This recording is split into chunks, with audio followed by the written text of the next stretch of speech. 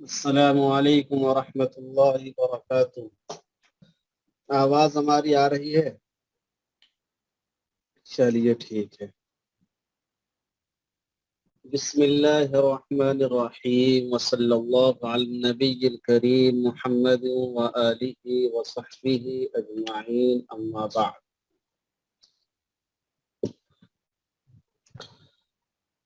عدم جواز العمل والافتاء بالمرجوح،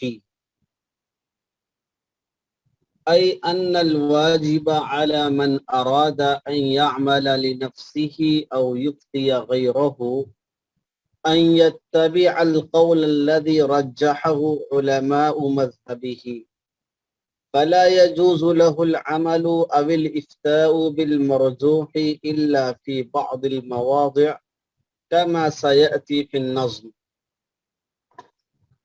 وقد نقلوا الإجماع على ذلك، ففي الفتاوى الكبرى للمحقق ابن حجر المكي قال في زوائد الروضة: إنه لا يجوز للمفتي والعامل أن يفتي أو يعمل بما شاء من القولين أو الوجهين من غير نظر، وهذا لا خلاف فيه. وسبقه إلى حكاية الإجماع فيهما ابن الصلاح والباجي من المالكية في المفتي.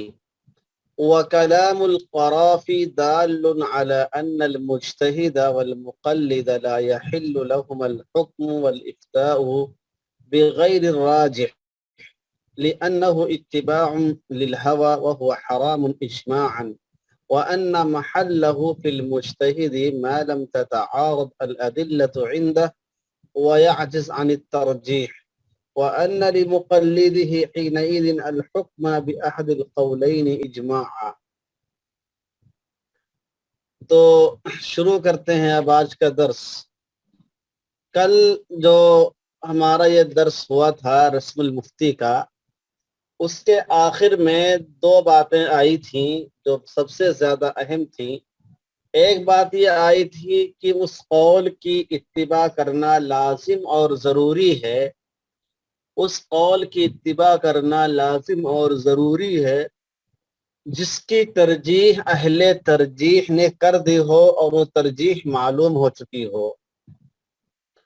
اور دوسری بات یہ آئی تھی کہ اگر ایک قول ظاہر الروایہ میں ہے اور دوسرا قول ظاہر الروایہ کے خلاف ہے، یعنی دوسری کتاب میں ہے، اور اس قول کی ترجیح نہیں ہوئی ہے، تو ظاہر الروایہ والے قول کو اختیار کرتے ہیں۔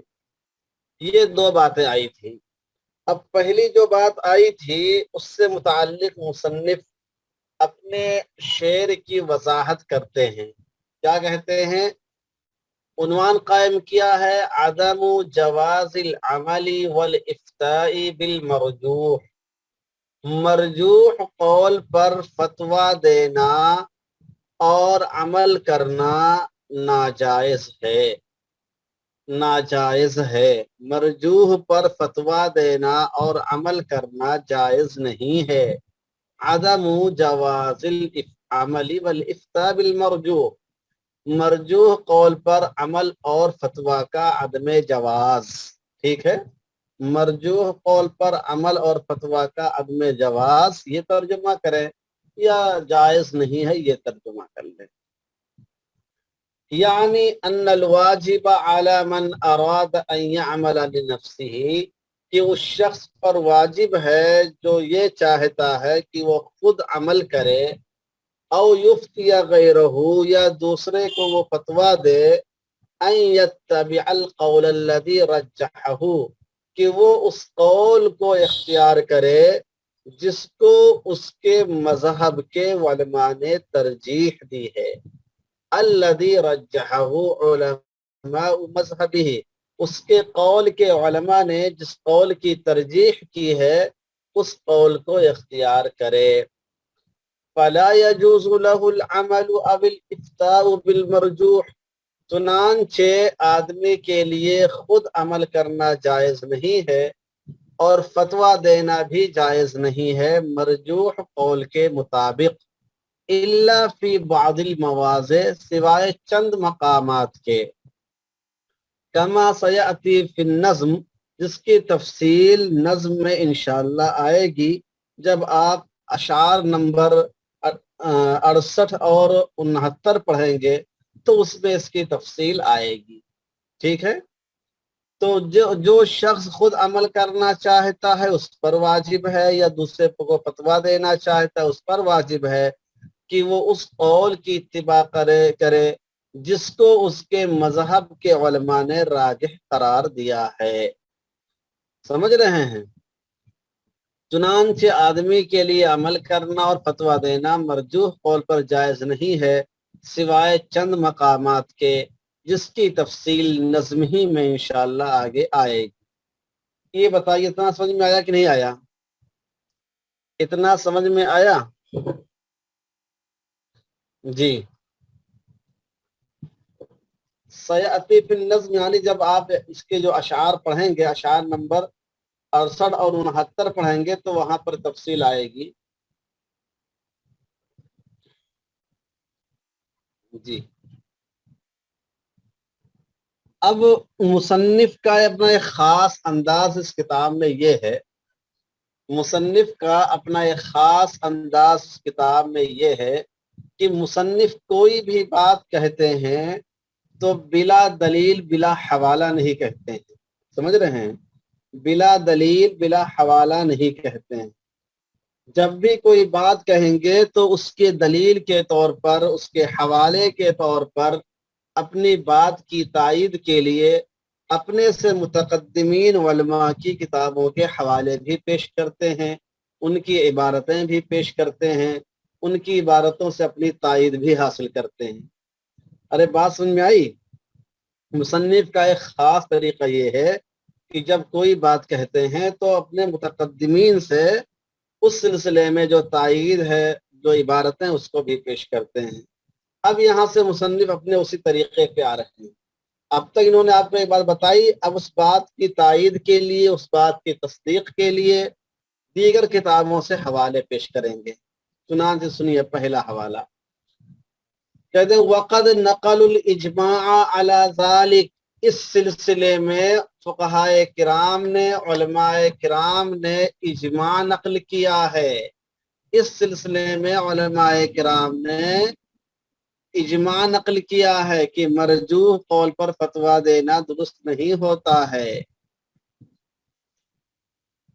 فَفِي الْفَتَاوَى الْكُبْرَى لِلْمُحَقِّقِ ابن حجر المکی، چنانچہ فتاوی کبریٰ جو محقق ابن حجر مکی رحمۃ اللہ علیہ کی کتاب ہے اس میں لکھا ہوا ہے۔ اس میں کیا لکھا ہے آگے آ رہا ہے۔ انہوں نے بھی دوسری کتاب کے حوالے ہی سے لکھا ہے۔ اب یہاں پر جو ہے قال فی زوائد الروضہ، کہ زوائد الروضہ میں فرمایا ہے، کیا فرمایا ہے؟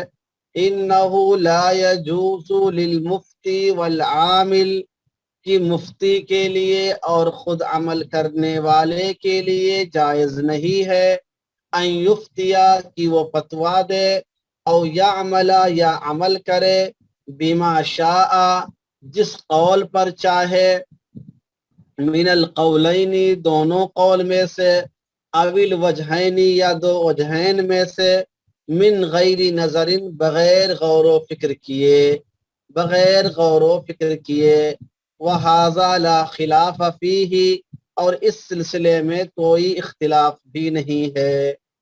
ٹھیک ہے، بات سمجھ میں آئی؟ تو فتاوی کبریٰ میں محقق ابن حجر نے یہ بات نقل کی ہے، اور محقق ابن حجر نے بھی یہ بات اپنے من سے نہیں کہی ہے بلکہ زوائد الروضہ کے حوالے سے لکھی ہے۔ عسقلانی نہیں ہے، یہ مکی الگ ہے، زوائد الروضہ کے حوالے سے کہی ہے۔ زوائد الروضہ والے نے کیا بات لکھی ہے کہ مفتی اور عامل کے لیے جائز نہیں ہے کہ وہ عمل کا فتویٰ دے یا عمل کرے کسی بھی ایک قول پر یا کسی بھی ایک وجہ پر بغیر غور و فکر کیے ہوئے، من غیر نظر، اصل اس سے مراد کیا ہے؟ من غیر نظر سے مراد من غیر نظر فی ترجیح، ترجیح میں غور و فکر کیے بغیر۔ ارے بات سمجھ آئی کہ نہیں آئی؟ تو یہ علامہ شامی نے جو بات کہی تھی اس بات کی تائید ہوئی کہ نہیں ہوئی؟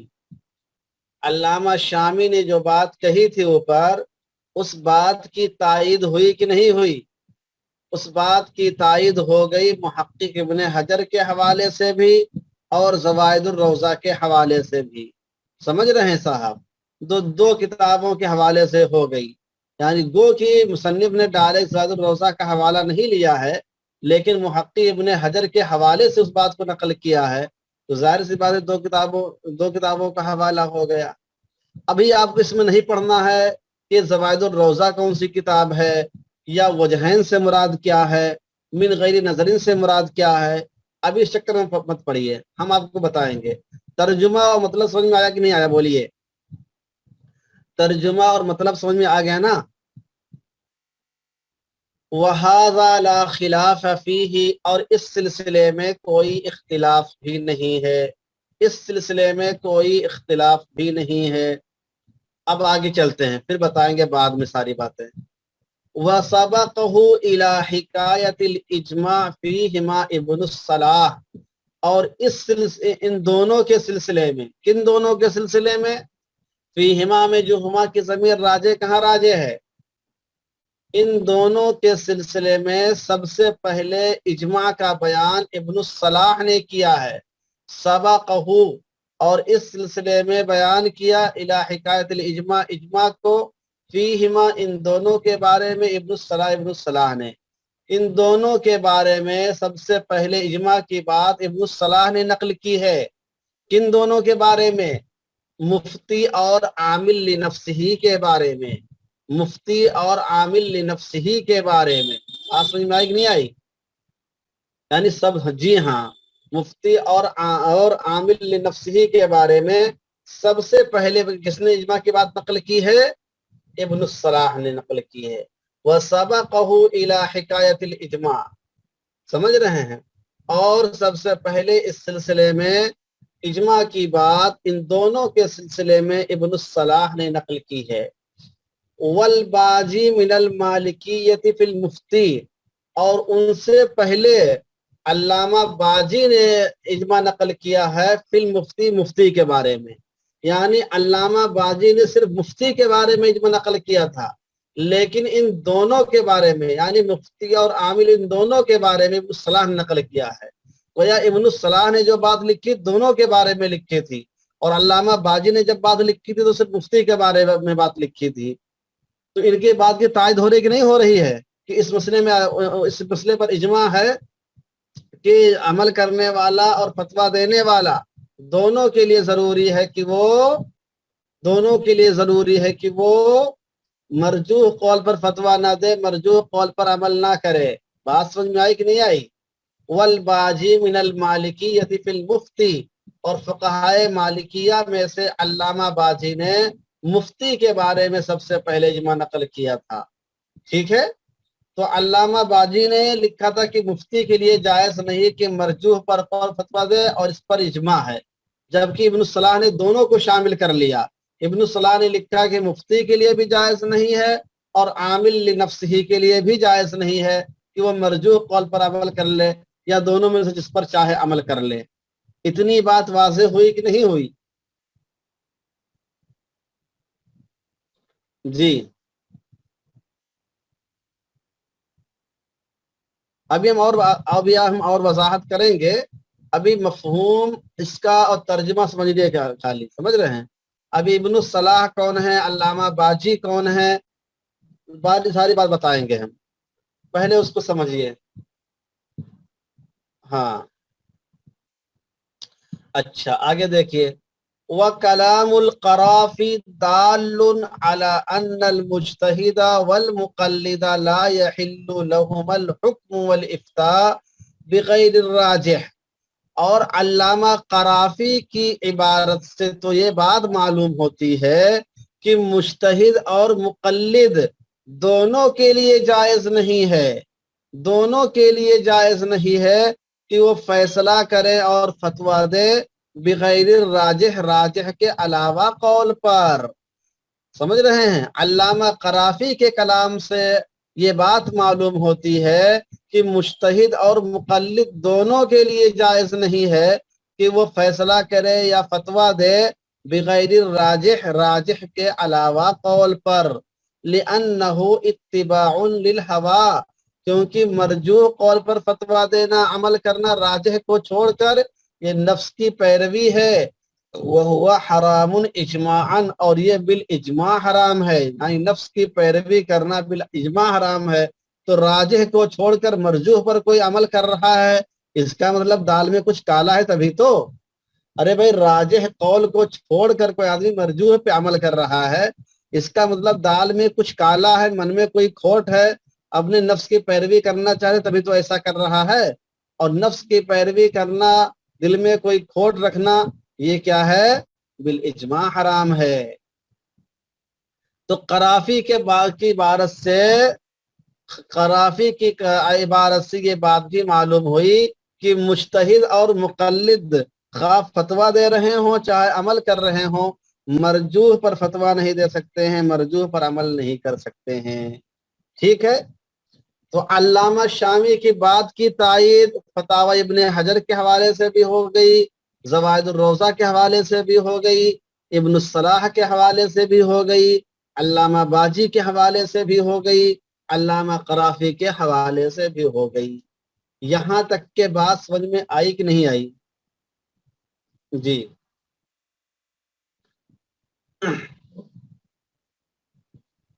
ابھی جو عبارت چل رہی ہے، یہ سے کس کی عبارت چل رہی پوری؟ وَهُوَ حَرَامٌ اجماعاً تک، یہاں تک یہ عبارت کس کی ہے؟ یہ پوری عبارت کس کی ہے؟ کس کتاب کی ہے؟ بولیے. یہ پوری عبارت کس کتاب کی؟ ارے بابا، شرح کی نہیں ہے، قرافی کی عبارت نہیں ہے، رسم المفتی کی عبارت نہیں ہے، رسم المفتی کی عبارت نہیں ہے، وہ تو دنیا جانتی ہے. ارے پاگل آدمی، کس کتاب کے حوالے سے باتیں کر رہے ہیں مصنف؟ نہیں، زوائد الروضہ کی بھی عبارت نہیں ہے، زوائد الروضہ کی بھی عبارت نہیں ہے. کس کی عبارت ہے؟ فتاوی کبریٰ کی عبارت ہے. صحیح، فتاوی کبریٰ کی، فتاوی کبریٰ کی عبارت ابھی ختم نہیں ہوئی ہے. فتاوی کبریٰ والے نے خود ان کی عبارتیں لے لی ہیں. فتاوی کبریٰ والے نے خود زوائد الروضہ کی عبارت لی ہے، خود کیا نام ہے ابن صلاح کی بات لی ہے، خود مالکیہ باجی کی بات لی ہے، خود قرافی کی بات لی ہے. تو یہ عبارت کس کی چل رہی؟ پوری عبارت کس کی چل رہی ہے؟ فتاوی کبریٰ کی چل رہی ہے. ہاں، قال فی زوائد الروضہ سے لے کر آگے جو آئے گا بأحد القولین اجماعاً، یہاں تک کہ پوری عبارت فتاوی کبریٰ کی ہے. ارے بات سمجھ میں آئی کہ نہیں آئی؟ قال فی زوائد الروضہ سے لے کر بأحد القولین اجماعاً، ابھی نشار ہے نا، وَأَنَّ لِمُقَلِّدِهِ حِينَئِذٍ الحکم بأحد القولین اجماعاً، یہاں تک کہ پوری عبارت فتاوی کبریٰ کی ہے. اب فتاوی کبریٰ والے نے کون کون سی بات کہاں سے لی وہ جانے. مصنف نے بات کس سے لی ہے؟ فتاوی کبریٰ سے لی ہے. فتاوی کبریٰ والے نے زوائد الروضہ سے لیا ہے، اس نے کیا نام ہے ابن الصلاح سے لیا ہے، اس نے علامہ باجی سے لیا ہے، انہوں نے علامہ قرافی سے لیا ہے. یہ تو کیا نام ہے فتاوی کبریٰ والے نے لیا ہے. لیکن شامی نے کس کی بات نقل کی؟ بولیے. شامی نے کس کی عبارت نقل کی ہے؟ فتاوی کبریٰ کی عبارت نقل کی ہے. ہاں، تو یہ معلوم ہے کہ اوپر سے لے کر نیچے تک کے پوری عبارت ابھی فتاوی کبریٰ ہی کی چل رہی ہے. یہ بات میں نے کیوں بتائی؟ یہ بات میں نے اس لیے بتائی تاکہ آپ کو یہ ذہن پیدا نہ ہو کہ ففی الفتاوی الکبریٰ، تو یہ حوالہ دے دے فتاوی کبریٰ میں لکھا ہوا ہے اور آگے عبارت نقل کر دے زوائد الروضہ کی. بھائی آپ کے ذہن بات آ سکتی نہیں کہ حوالہ تو دینا چاہ رہے تھے ففی الفتاوی الکبریٰ، فتاوی کبریٰ میں لکھا ہے، اور آگے عبارت نقل کیا کس کی؟ قال فی زوائد الروضہ کی، تو زوائد الروضہ کی بات نقل کیا ہے. سمجھ رہے ہیں؟ تو اس اشکال کو دور کرنے کے لیے سمجھیے کہ قال فی زوائد الروضہ سے لے کر احد القولین اجماعاً، یہاں تک پوری عبارت کس کی ہے؟ پوری عبارت اس کے فتاوی کبریٰ کی عبارت ہے. فتاوی کبریٰ والے نے اب سے زوائد الروضہ سے بھی لیا ہے، ابن صلاح سے بھی لیا ہے، باجی سے بھی لیا ہے، قرافی سے بھی لیا ہے. یہ ساری ذمہ داری کس پہ جاتی ہے؟ فتاوا کبرا کے مصنف محقق ابن حجر پہ جاتی ہے، فتاوا کبرا سے ابن عابدین شامی نے عبارت لی ہے۔ اتنی بات واضح ہو گئی، اتنی بات واضح ہو گئی جی۔ اب اپنی کاپی کھولیے، جو اہم اہم بات اس کو لکھتے بھی رہیے۔ بات سمجھ میں آئی کہ نہیں؟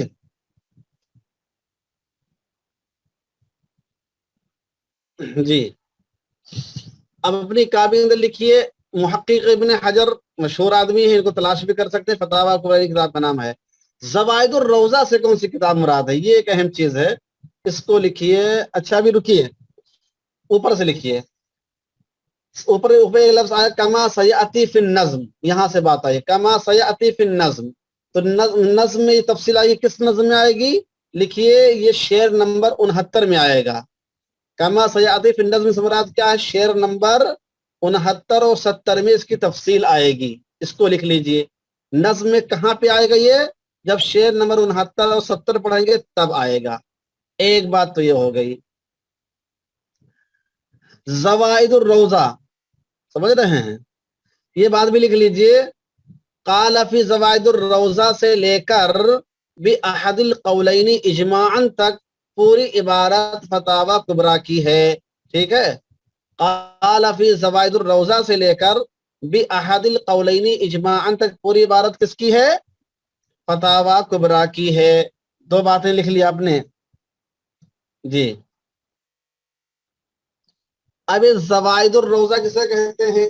لکھ لیجئے، ایک چیز لکھ لیجئے تاکہ کتاب آپ پڑھیں تو لگے کہ ہاں پڑھ رہے ہیں، بعد میں ہم کو برا بھلا مت کہیں کہ مولانا صاحب نے پتہ ہے کیسے پڑھا دیا، فیس بھی لیتے تھے، ٹائم بھی لیتے تھے، سمجھ میں نہیں آیا بات کون سی کہاں کی کس کی ہے۔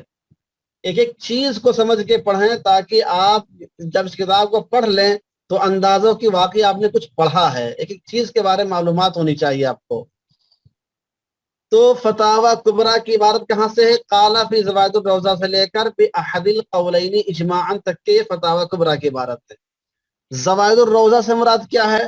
زوائد الروضہ سے مراد یہ لکھیے کہ امام نووی نے روضۃ الطالبین میں،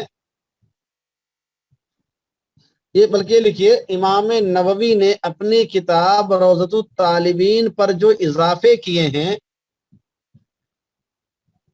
امام نووی نے اپنی کتاب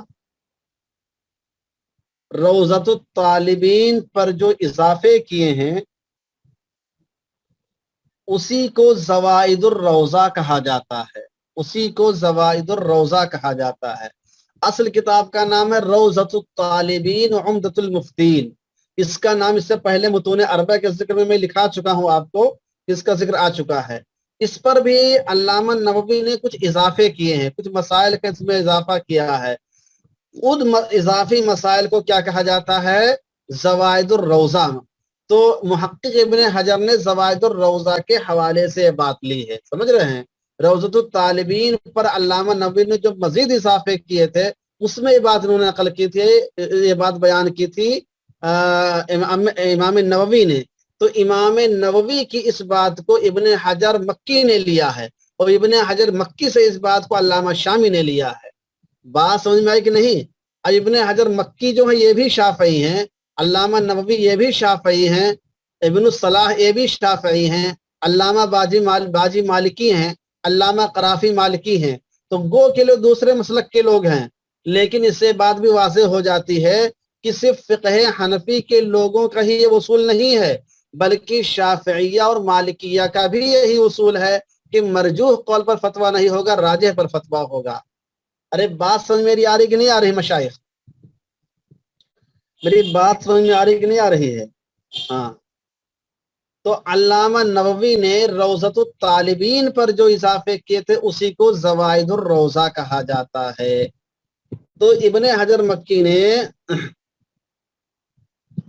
ارے عقائد الروضہ، ارے تم تو اور زیادہ ہم کو پریشان کیے ہو مولانا صاحب، عقائد الروضہ نہیں زوائد الروضہ ہے، اللہ کے بندے۔ قال فی زوائد الروضہ سے لے کر بأحد القولین اجماعاً لکھا ہے نا، جہاں پیراگراف ختم ہو رہا ہے، پیراگراف جہاں پہ ختم ہو رہا ہے وہاں پہ، ارے تم تو بھائی ہم تو ڈوبے ہیں صنم، تم کو بھی لے ڈوبیں گے. اچھا ایک بات تو یہ ہوگی، زوائد الروضہ کی وضاحت سمجھ میں آئی نا؟ اس کو اس لیے بتا رہا ہوں اتنی تاکید سے کہ یہ تحقیق جلدی ملے گی نہیں آپ کو. اچھا اس کا حوالہ بھی لکھ لو، چلو اس کا حوالہ بھی لکھ لیجئے. مصطلحات المذاہب الفقہیہ، ایک کتاب ہے مصطلحات المذاہب الفقہیہ، صفحہ 249. مصطلحات المذاہب الفقہیہ صفحہ 249، مریم الظفیری کی کتاب ہے، انہوں نے لکھی تفصیل. تو یہ جلدی آپ ڈھونڈو گے تو نہیں ملتی کتابیں تفصیلات، سمجھ رہے ہیں؟ اس لیے لکھ لیجئے اس کو،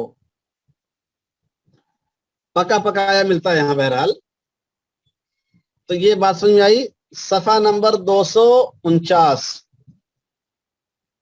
مصطلحات المذاہب الفقہیہ صفحہ 249 لکھیے. مصنفہ کا نام مریم الظفیری ہے. اب لکھیے کیا ہے اس میں، ایک لفظ آیا ہے ان یفتی او یعمل بما شاء من القولین او الوجہین. سمجھ رہے ہیں کہ وہ دو قولوں میں سے کسی پر عمل کرے یا دو وجہوں میں سے کسی پر عمل کریں. سمجھ رہے ہیں جی؟ اب یہاں پر قول کا لفظ تو ظاہر ہے، یہ وجہین سے مراد کیا، اس کو ذرا لکھ لیجئے. وجہ، وجہین، وجوہ، یہ کوئی بھی لفظ استعمال ہوتا ہے. یہ لکھ لیجئے ذرا سا، اس کو لکھیے کہ الوجہین یہ فقہ شافعی کی اصطلاح ہے. الوجہین کیا ہے؟ یہ فقہ شافعی کی اصطلاح ہے. فقہ شافعی میں وجہ یا وجوہ یا وجہین مشائخ کے اقوال کو کہتے ہیں.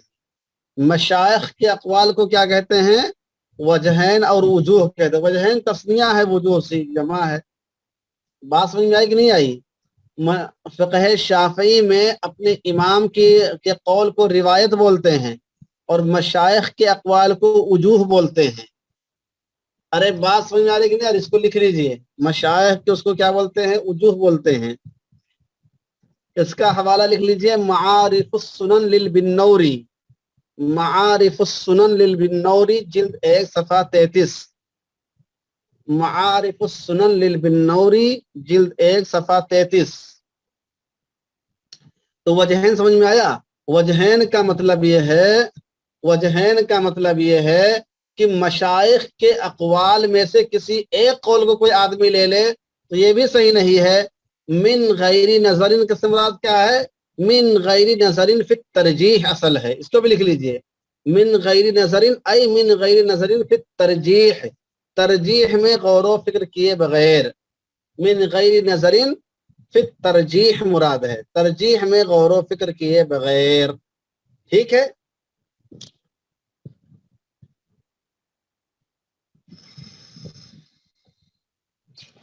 من غیر نظر فی الترجیح. ابن الصلاح کون ہے؟ معروف مصنف ہے، معروف صاحب قلم ہے، تقریباً ہر شخص ان کے نام سے واقف ہے.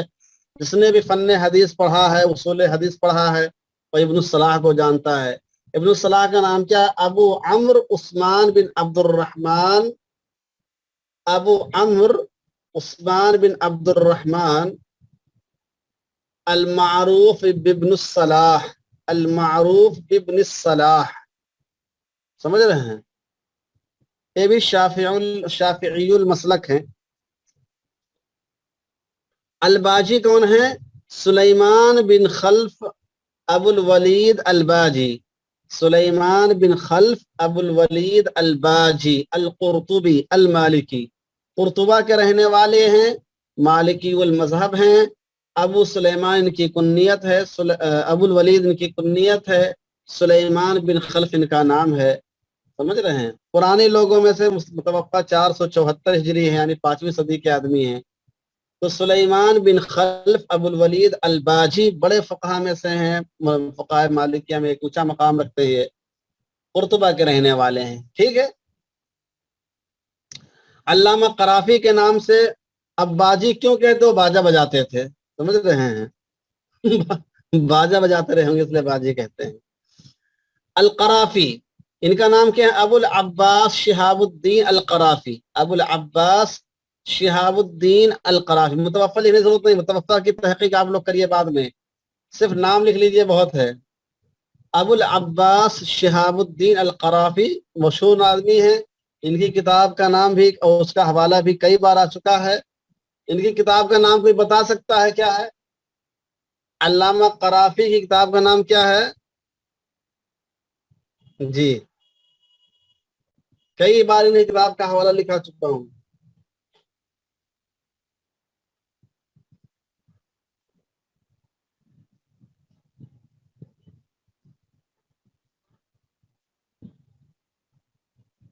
کسی کو نہیں معلوم، چلیے آگے چلتے ہیں۔ کیا ہے ایک مرتبہ پھر ترجمہ سنیے اوپر سے۔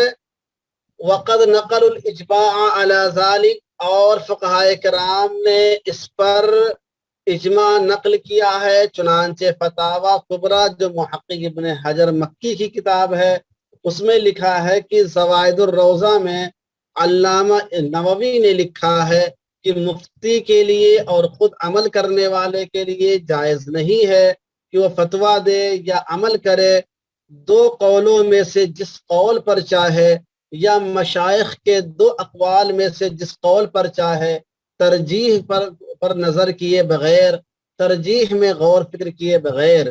وَهَذَا لَا خِلَافَ فِيهِ، اور اس سلسلے میں کسی کا اختلاف بھی نہیں ہے۔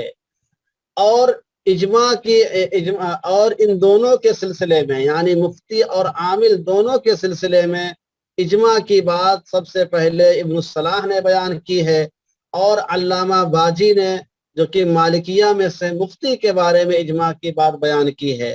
علامہ قرافی کی بات سے تو یہ بھی معلوم ہوتی ہے کہ مجتہد اور مقلد کے لیے جائز نہیں ہے کہ وہ فیصلہ کریں اور فتویٰ دیں راجح کے علاوہ قول پر، اس لیے کہ راجح کے علاوہ قول پر فیصلہ کرنا، فتویٰ دینا، یہ نفس کی پیروی ہے، اور نفس کی پیروی کیا ہے؟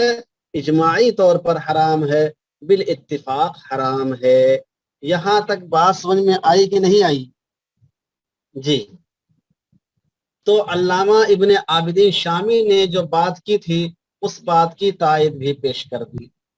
اب ایک سوال یہ پیدا ہو سکتا ہے کہ مجتہد تو بیچارہ خود مجتہد ہوتا ہے، وہ کیا ترجیح ورجیح دیکھے گا؟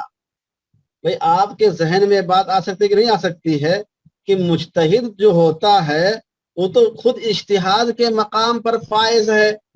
جب وہ خود اجتہاد کے مقام پر فائز ہے تو وہ جو بھی رائے اختیار کر لے اس کے لیے وہی راجح ہے۔ اس میں وہ راجح کو دیکھے مرجو وہ کیا دیکھے گا؟ وہ تو خود مجتہد ہے۔ کیا خیال؟ یہ جو انہوں نے بات لکھی ہے کہ دال علی ان المقلد کے لیے تو بات سمجھ میں آتی، چلو ٹھیک ہے کہ مقلد دیکھے کون راجح کون مرجو ہے، لیکن مجتہد کیوں دیکھے گا بھائی؟ وہ تو مجتہد خود ہی ہے۔ مجتہد تو خود اجتہاد کے مقام پر فائز ہونے کی وجہ سے جس قول کو اختیار کر لے وہی اس کا قول ہے۔ کیا خیال؟ لیکن یہاں پر مجتہد سے مراد مجتہد فی المذہب ہے۔ مجتہد سے مراد کیا ہے؟ مجتہد فی المذہب ہے۔ اب یہ مت پوچھو کہ مجتہد فی المذہب کسے کہتے ہیں، اس کی تفصیل آگے آئے گی، اس کی تفصیل آگے آئے گی۔ مجتہد سے مراد کیا ہے؟ مجتہد فی المذہب ہے۔ ایک بات تو یہ ہے، اور دوسرے یہ کہ مجتہد کے لیے بات مطلق نہیں ہے، بلکہ بعض مقامات ایسے ہوتے ہیں کہ وہاں مجتہد کو غور و فکر کرنے کی ضرورت ہوتی ہے۔ وہ آگے آ رہا ہے، کہتے ہیں وَأَنَّ مَحَلَّهُ فِي الْمُجْتَهِدِ مَا لَمْ تَتَعَارَضِ الْأَدِلَّةُ عِنْدَهُ وَيَعْجِزْ عَنِ التَّرْجِيحِ۔ یہ اس سوال کا جواب آیا۔ جو سوال قائم ہوا تھا کہ مجتہد کے لیے آخر کیوں غور و فکر کی ضرورت کی بات کہی جا رہی ہے کہ غور و فکر کیے بغیر، ترجیح کو دیکھے بغیر فتویٰ نہ دے، فیصلہ نہ کرے، تو اس سوال کا جواب اب آ رہا ہے۔ کیا آ رہا ہے؟ وَأَنَّ مَحَلَّهُ، اور اس کا محل مجتہد کے سلسلے میں، کس کا محل؟ بولیے، عدم جواز کا محل۔ محلہ میں جو ہو کی ضمیر راجح کا راجح لا یحلو کی جانب راجح ہے، لا یحلو کی جانب۔ عدم جواز کی جو بات کا جو محل ہے فی المجتہدی، مجتہد کے سلسلے میں، اس وقت ہے ما لم تتعارض الادلۃ عنده، جب مجتہد کے سامنے دلیلیں متعارض نہ ہوں، ویعجز عن الترجیح، اور ترجیح سے وہ عاجز نہ ہو۔ سمجھ رہے ہیں؟ جب اس کے سامنے دلیلیں متعارض نہ ہو اور وہ ترجیح سے عاجز نہ ہو، تو اس وقت اس کے لیے دیکھنا ضروری ہوتا ہے کہ کون راجح ہے کون مرجوح ہے۔ لیکن اگر دلائل متعارض ہوں اور وہ ترجیح کرنے سے عاجز ہو تو پھر کسی کو بھی اختیار کر سکتا ہے۔ سمجھ رہے ہیں؟ بات سمجھیے، تھوڑی گہری بات ہے یہ بات، کیا تھوڑی سی گہری ہے، اسی لیے میں نے وہ ہوا حرام اجتماعان پر آ کے اس کو اسٹاپ کر دیا تھا، اس کو الگ سے پڑھا رہا ہوں۔ یہ بات تھوڑی سی گہری ہے، بات سمجھ آئی کہ نہیں آئی؟ سنیے، کہتے ہیں ایک سوال آپ کے ذہن میں یہ پیدا نہیں ہوا تھا کہ مجتہد تو خود مجتہد ہوتا ہے، وہ جس رائے کو اختیار کر لے وہی قول راجح ہو جاتا ہے، تو مجتہد کے لیے غور و فکر کرنے کی بات کیوں کہی جا رہی ہے، یا مجتہد کیوں کیا نام راجح مرجوح کو دیکھے گا؟ تو اس کا ایک جواب تو میں نے یہ دیا کہ یہ مجتہد مطلق کے بارے میں بات نہیں ہے، بلکہ مجتہد فی المذہب کے بارے میں بات ہے، اور مجتہد فی المذہب کسے کہتے ہیں اس کی تفصیل آگے آئے گی۔ اس کا دوسرا جواب یہ ہے کہ عدم جواز کا جو محل ہوگا مجتہد کے سلسلے میں، یہ اس صورت میں ہے جبکہ اس کے پاس دلائل متعارض نہ ہو اور وہ ترجیح سے عاجز نہ ہو۔ سمجھ رہے ہیں؟ تو اس وقت دیکھنا ہے کہ اس میں سے راجح کون ہے مرجوح کون ہے، اس کو لے گا۔ اور اگر دلائل متعارض ہو، ادھر بھی دلائل نظر آ رہے ہیں ادھر بھی دلائل نظر آ رہے ہیں، اور ترجیح بھی نہیں کر پا رہا ہے کہ اس قول کو راجح قرار دے کہ اس راجح کو قرار دے، تو جب دونوں جانب دلیلیں ہیں، دونوں جانب دلائل موجود ہیں اور ترجیح کی صورت بھی پیدا نہیں ہو پا رہی ہے، تو کسی کو لے سکتا ہے نہیں لے سکتا ہے؟ معقول سی بات ہے ایک دم بالکل۔ ارے معقول بات ہے کہ نہیں ہے؟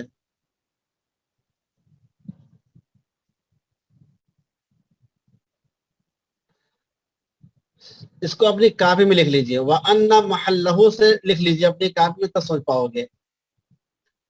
نہیں سمجھ میں آ رہا ہے تم لوگوں کو بھی؟ کوئی بات نہیں، ہاں کوئی بات نہیں، نہیں سمجھے، ہر بات کا سمجھنا ضروری بھی نہیں ہے۔ اور لوگ بتائیں کہ ان کو سمجھ میں نہیں آیا؟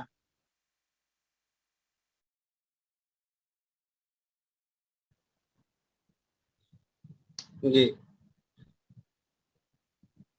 آ گیا مولانا وقار صاحب کو سمجھ میں آ گیا تو پورے ہندوستان کو سمجھ میں آ جانا چاہیے۔ مولانا زوار صاحب کو سمجھ میں نہیں آیا، وَهَذَا لَيْسَ بِعَجِيب، یہ کوئی نئی بات نہیں ہے۔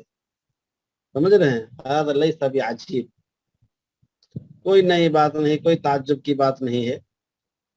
چلیے دیکھیے، اوپر انہوں نے علامہ قرافی کے حوالے سے بات لکھی ہے کہ علامہ قرافی کے بعد سے یہ بات معلوم ہوتی ہے کہ مجتہد اور مقلد دونوں کے لیے جائز نہیں ہے کہ وہ فیصلہ کریں اور فتویٰ دیں راجح کے علاوہ قول پر۔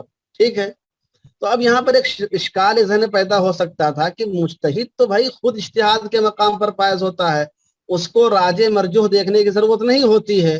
تو اس کا جواب یہ کہ تو مجتہد مطلق کی شان ہوتی ہے، یہ تو مجتہد مطلق کی شان ہوتی ہے، لیکن مجتہد فی المذہب جو ہوتا ہے اس سے نیچے درجے کا ہوتا ہے، اس کو دیکھنے کی ضرورت ہوتی ہے۔ اور مجتہد فی المذہب کے سامنے دو صورت ہوتی ہے، مثلا ایک مسئلہ ہے اس سلسلے میں دو قول ہیں، ایک مسئلہ ہے اس سلسلے میں دو قول ہیں، اور دونوں کے دلائل اس کے سامنے ہیں، دونوں کے دلائل اس کے سامنے ہیں، لیکن دلائل پر غور کرنے کے بعد وہ خود ایک کو راجح کر سکتا ہے اور ایک کو مرجوح کر سکتا ہے۔ اب بتائیے اس میں کس قول کو لے گا؟ مجتہد کے سامنے دلائل موجود ہیں، دونوں قول سے متعلق دلائل ہیں، لیکن وہ اس بات پر قادر ہے کہ اس قول کو بھی ایک قول کو راجح کر سکتا ہے، ایک کو مرجوح کر سکتا ہے۔ تو بتائیے کس کو لے گا؟ وہ راجح کو لے گا، بالکل صحیح کہہ رہے ہیں، راجح کو لے گا۔ اچھا، ایک سو بات تو یہ ہو گئی۔ دوسری بات یہ ہے کہ مجتہد کے سامنے دو قول تو موجود ہیں اور دونوں کے دلائل اس کے سامنے ہیں، لیکن دونوں کے دلائل متعارض ہیں۔ اس دلیل کو دیکھیں تو اس سے متعارض معلوم ہوتا ہے، اس دلیل سے دیکھیں تو اس میں تعارض معلوم ہوتا ہے، اور یہ ترجیح بھی نہیں قائم کر پا رہا ہے۔ اب یہ ترجیح بھی قائم نہیں کر پا رہا ہے، اب کیا کرے گا بولیے؟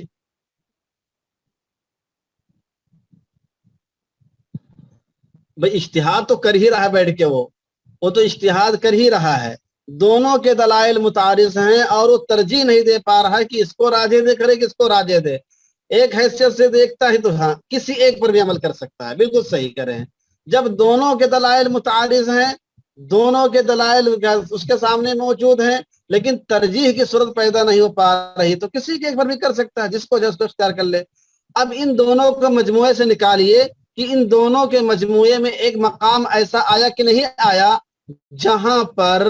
جہاں پر وہ راجے کو اختیار کر رہا تھا۔ یہ کہ ایک مقام آیا کہ نہیں آیا؟ پہلی صورت میں راجے کو اختیار کر رہا تھا کہ نہیں اختیار کر رہا تھا، اور دوسری صورت میں اس کو اختیار ہو رہا ہے۔ بس وہی بات یہاں پر کہی گئی ہے، وَأَنَّ مَحَلَّهُ فِي الْمُجْتَهِدِ مَا لَمْ تَتَعَارَضِ الْأَدِلَّةُ عِنْدَهُ وَيَعْجِزْ عَنِ التَّرْجِيحِ وَأَنَّ لِمُقَلِّدِهِ حِينَئِذٍ الْحُكْمَ بِأَحَدِ الْقَوْلَيْنِ إِجْمَاعًا۔ کہتے ہیں مجتہد کے سلسلے میں اس کا عدم جواز کا مقام، مجتہد کے سلسلے میں اس وقت ہے جب کہ دلائل اس کے سامنے متعارض ہوں اور ترجیح سے وہ عاجز ہو، تو اس کے لیے اور اس کے مقلد کے لیے اس موقع پر کسی بھی ایک قول پر فتویٰ دینا اور فیصلہ کرنا جائز ہوتا ہے۔ کسی بھی ایک قول پر فتویٰ دے سکتا ہے، کسی بھی ایک قول پر فیصلہ کر سکتا ہے۔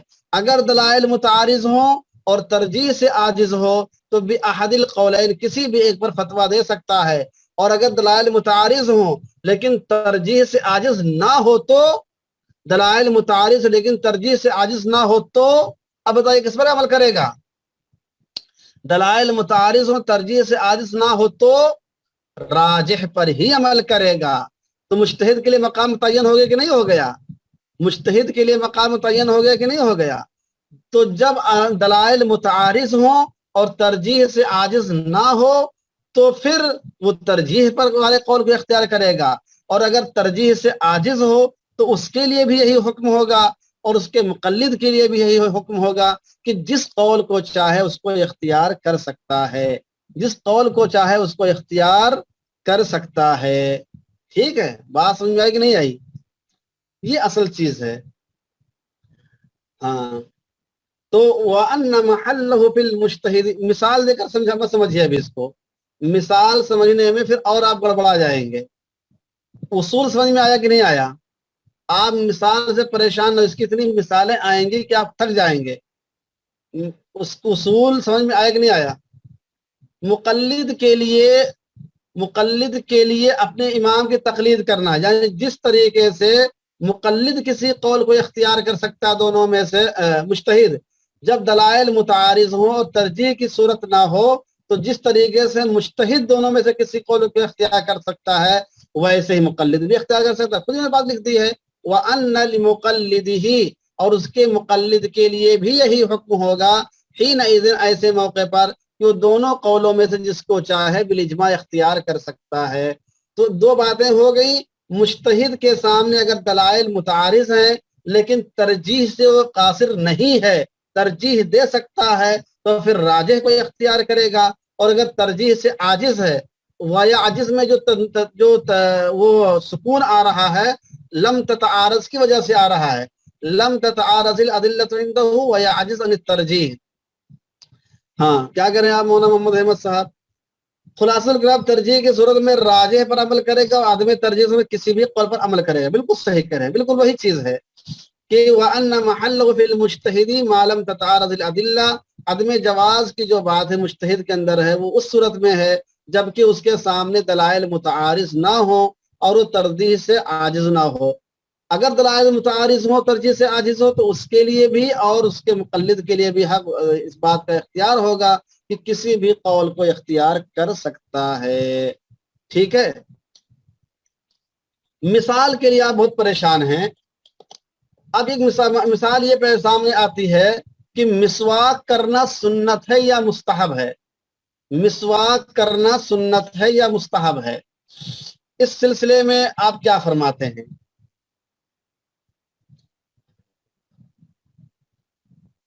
ارے ابھی تو آپ نے کہاں دیکھا ہے دنیا بھائی، لیکن مقلد کے سامنے تو مجتہدین نے تمام اقوال میں مفتہ بھی بتا دیا ہے۔ ابھی دنیا آپ نے نہیں دیکھی، دنیا بہت بڑی ہے، سمجھ رہے ہیں؟ دنیا بہت بڑی ہے علم کی۔ ابھی آپ نے آج کا ایک صفحہ کا خالی پڑھا ہے سمجھ رہے ہیں، ابھی آئے گا۔ اب اس سلسلے میں بھی فقہا کا اختلاف ہے، اس سلسلے میں بھی فقہا کا اختلاف ہے۔ بعض لوگ اس کی سنیت کے قائل ہیں اور بعض لوگ اس کے استحباب کے قائل ہیں، بعض لوگ اس کی سنیت کے قائل ہیں اور بعض لوگ اس کے استحباب کے قائل ہیں۔ جو لوگ اس کی سنیت کے قائل ہیں وہ کیا کہتے ہیں، ان کے سامنے بھی دلائل ہیں، اور جو لوگ اس کے استحباب کے قائل ہیں ان کے پاس بھی اس کے دلائل ہیں۔ اب جب مجتہد کے سامنے دونوں طرح کی دلیل آتی ہے تو اب مجتہد نے اس پر یہ غور کیا کہ ٹھیک ہے، اس میں استحباب کے جو دلیل ہے روایت کو کے الفاظ کو دیکھتے ہوئے اس کی سنیت کی بات واضح ہو رہی ہے، اس کی سنیت کی بات واضح ہو رہی ہے۔ تو یہی وجہ ہے کہ بعض مشائخ نے جو ترجیح کا کام کیا ہے اس کو سنت قرار دیا ہے، اور بعض مشائخ نے اس کو مستحب قرار دیا ہے، بعض مشائخ نے اس کو مستحب قرار دیا ہے۔ اب بعد کے جو متاخرین آئے انہوں نے دونوں قول میں موازنہ کیا، دونوں قول میں موازنہ کیا تو سنیت والی بات پہ اختیار کیا، جس کو آج ہم لوگ جانتے ہیں۔ لیکن متقدمین سے اس میں متاخرین سے پہلے متقدمین کے ہاں اگر آپ جائیں گے تو وہاں آپ کو دونوں قول ملے گا، وہاں پر دونوں قول ملے گا، اور ترجیح وہاں پر موجود نظر نہیں آتی ہے، ترجیح وہاں پر موجود نظر نہیں آتی، دونوں قول موجود ہیں۔ یہ کام تو متاخرین نے کیا کہ اس کی تعیین کر دی ہے، سمجھ رہے ہیں؟ ہاں، تو اصل مسئلہ اس میں رہتا ہے، مجتہد ہی کا کام ہوتا ہے کہ مجتہد دلائل کو دیکھتا ہے پھر کسی سلسلے میں رائے قائم کرتا ہے، سمجھ رہے ہیں؟ اسی طریقے سے بہت سارے مسائل آئیں گے ابھی کتاب الحج والاباحہ کے اندر، مثلا گھوڑے کا گوشت کھا سکتے ہیں کہ نہیں کھا سکتے ہیں۔ اس سلسلے میں امام ابو حنیفہ رحمۃ اللہ علیہ بعض دلائل کی روشنی میں یہ بات کہتے ہیں کہ گھوڑے کا گوشت کھانا مکروہ تحریمی ہے۔ پھر یہ بھی آتا ہے کہ انہوں نے اپنی آخری عمر میں اس سے کیا نام رجوع بھی کر لیا تھا۔ تو مجتہد کے سامنے جب دو دلائل متعارض ہوتے ہیں تو اس وقت یہ صورت پیدا ہوتی ہے کہ مجتہد ایک دلیل کی روشنی میں کبھی فیصلہ کرتا ہے کہ یہ مکروہ تحریمی ہے اور بعد میں اسے رجوع بھی کر لیتا ہے۔ تو یہ دقتیں آتی رہتی ہیں۔ بہرحال اس کی مثالیں آئیں گی۔ اصول سمجھ میں آیا کہ نہیں آیا؟ اصول سمجھ میں آیا کہ نہیں آیا؟ بولیے جی۔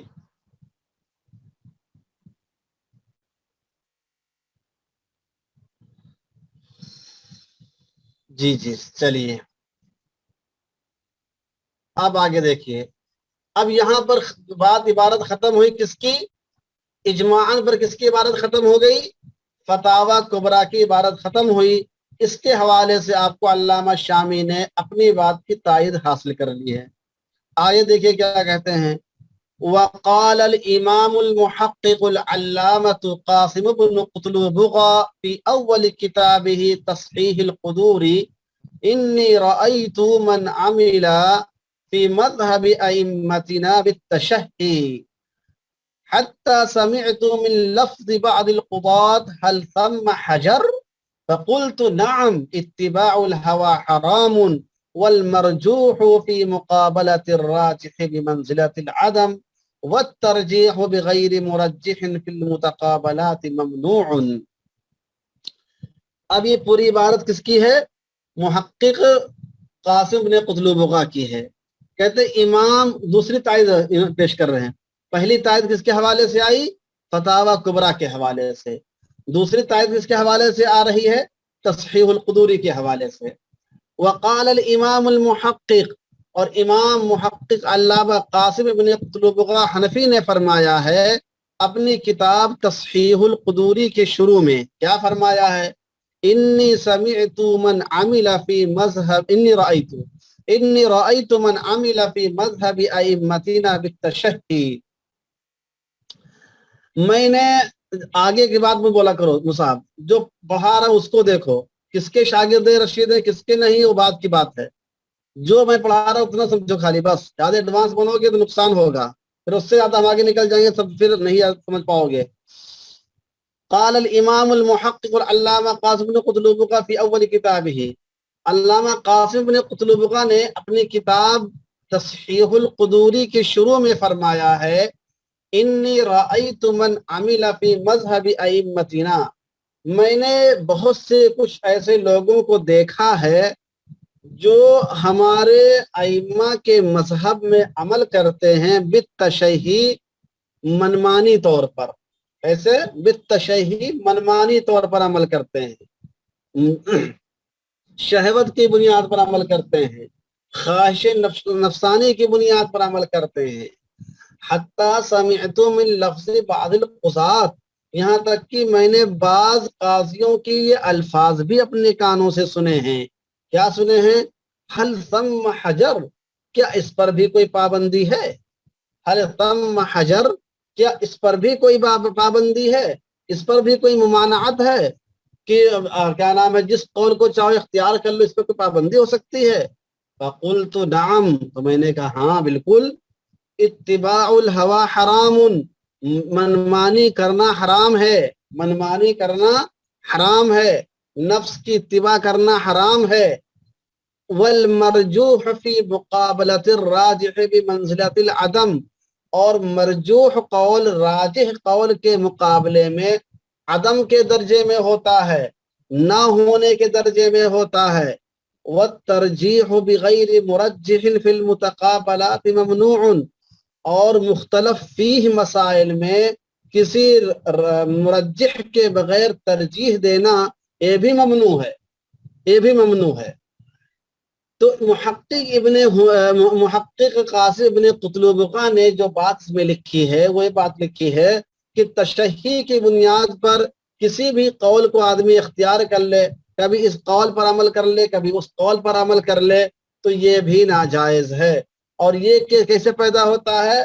مرجوح قول پر عمل کرنے سے۔ مرجوح قول پر آدمی اس وقت عمل کرتا ہے جب اس کو منمانی کرنی ہوتی ہے۔ تو دوسری تائید حاصل ہوئی کہ نہیں ہوئی؟ دوسری تائید حاصل ہوئی کہ نہیں ہوئی؟ کیونکہ انہوں نے خود کہہ دیا والمرجوح فی مقابلۃ الراجح بمنزلۃ العدم، مرجوح راجح کے مقابلے میں عدم کے درجے میں ہوتا ہے، تو اس پر فتویٰ دینا درست ہوگا؟ نہ اس پر فتویٰ دینا درست ہوگا، نہ اس پر عمل کرنا درست ہوگا۔ سمجھ رہے ہیں؟ تو دوسری تائید ان کو حاصل ہو گئی، جس لیے انہوں نے عبارت نقل کی تھی۔ اب اس میں آتے تصحیح القدوری۔ تصحیح القدوری کے نام سے کوئی کتاب نہیں ہے، قاسم ابن قتلبغہ کی کتاب جو ہے تصحیح القدوری اس کو کہا ہے۔ اس کتاب کا اصل نام کیا ہے؟ اس کتاب کا پورا نام ہے التصحیح والترجیح علی مختصر القدوری، لکھ لیجئے اس کو۔ تصحیح القدوری سے کون سی کتاب مراد ہے؟ اس نام سے کتاب تلاش کرو گے تو نہیں ملے گی، سمجھ رہے ہیں؟ اس کتاب کا نام ہے التصحیح والترجیح علی مختصر القدوری، التصحیح والترجیح علی مختصر القدوری۔ مصنف نے یہاں شارٹ نام ذکر کر دیا ہے۔ اکثر جگہ دیکھیں گے کہ علامہ شامی پوری کتاب کا پورا نام ذکر کرنے کے بجائے شارٹ کٹ میں کام چلاتے ہیں۔ جیسے ابھی آگے کتاب الاصول آئے گا، آگے کتاب الاقضیہ آئے گا، سمجھ رہے ہیں؟ یہاں تصحیح القدوری آ گیا، اسی کے اندر ابھی جگہ ابن صلاح کی کتاب کا نام آئے گا، ادب المفتی آئے گا، تو وہ سب اصل نام نہیں ہے، وہ شارٹ نام ہے، سمجھ رہے ہیں صاحب؟ تو اس کو آپ ضرور لکھ لیجئے تاکہ بعد میں آپ کے ذہن میں رہے کہ فلاں کتاب کا حوالہ میں نے شامی کے یہاں پڑھا تھا لیکن اس کا اصل نام یہ اور یہ وہی کتاب ہے۔ بات سمجھ میں آئی کہ نہیں آئی؟ تو تصحیح القدوری سے مراد کیا ہے؟ التصحیح والترجیح علی مختصر القدوری، یہ قاسم نے قتلبغہ کی کتاب ہے۔ تو محقق قاسم نے قتلبغہ نے اپنی کتاب التصحیح والترجیح علی مختصر القدوری میں فرمایا ہے کہ میں نے بہت سے ایسے لوگوں کو دیکھا ہے جو ہمارے ائمہ کے مذہب میں منمانی طور پر عمل کرتے ہیں، حتیٰ کہ میں نے بعض قاضیوں کے سے الفاظ بھی سنے کہ کیا منمانی عمل کرنے پر بھی کوئی پابندی ہے؟ میں نے کہا ہاں بالکل، دل نفسانی بات ماننا، نفسانی خواہشات کی پیروی کرنا حرام ہے، اور راجح کے مقابلے میں مرجوح قول نہ ہونے کے درجے میں ہوتا ہے، سمجھ رہے ہیں؟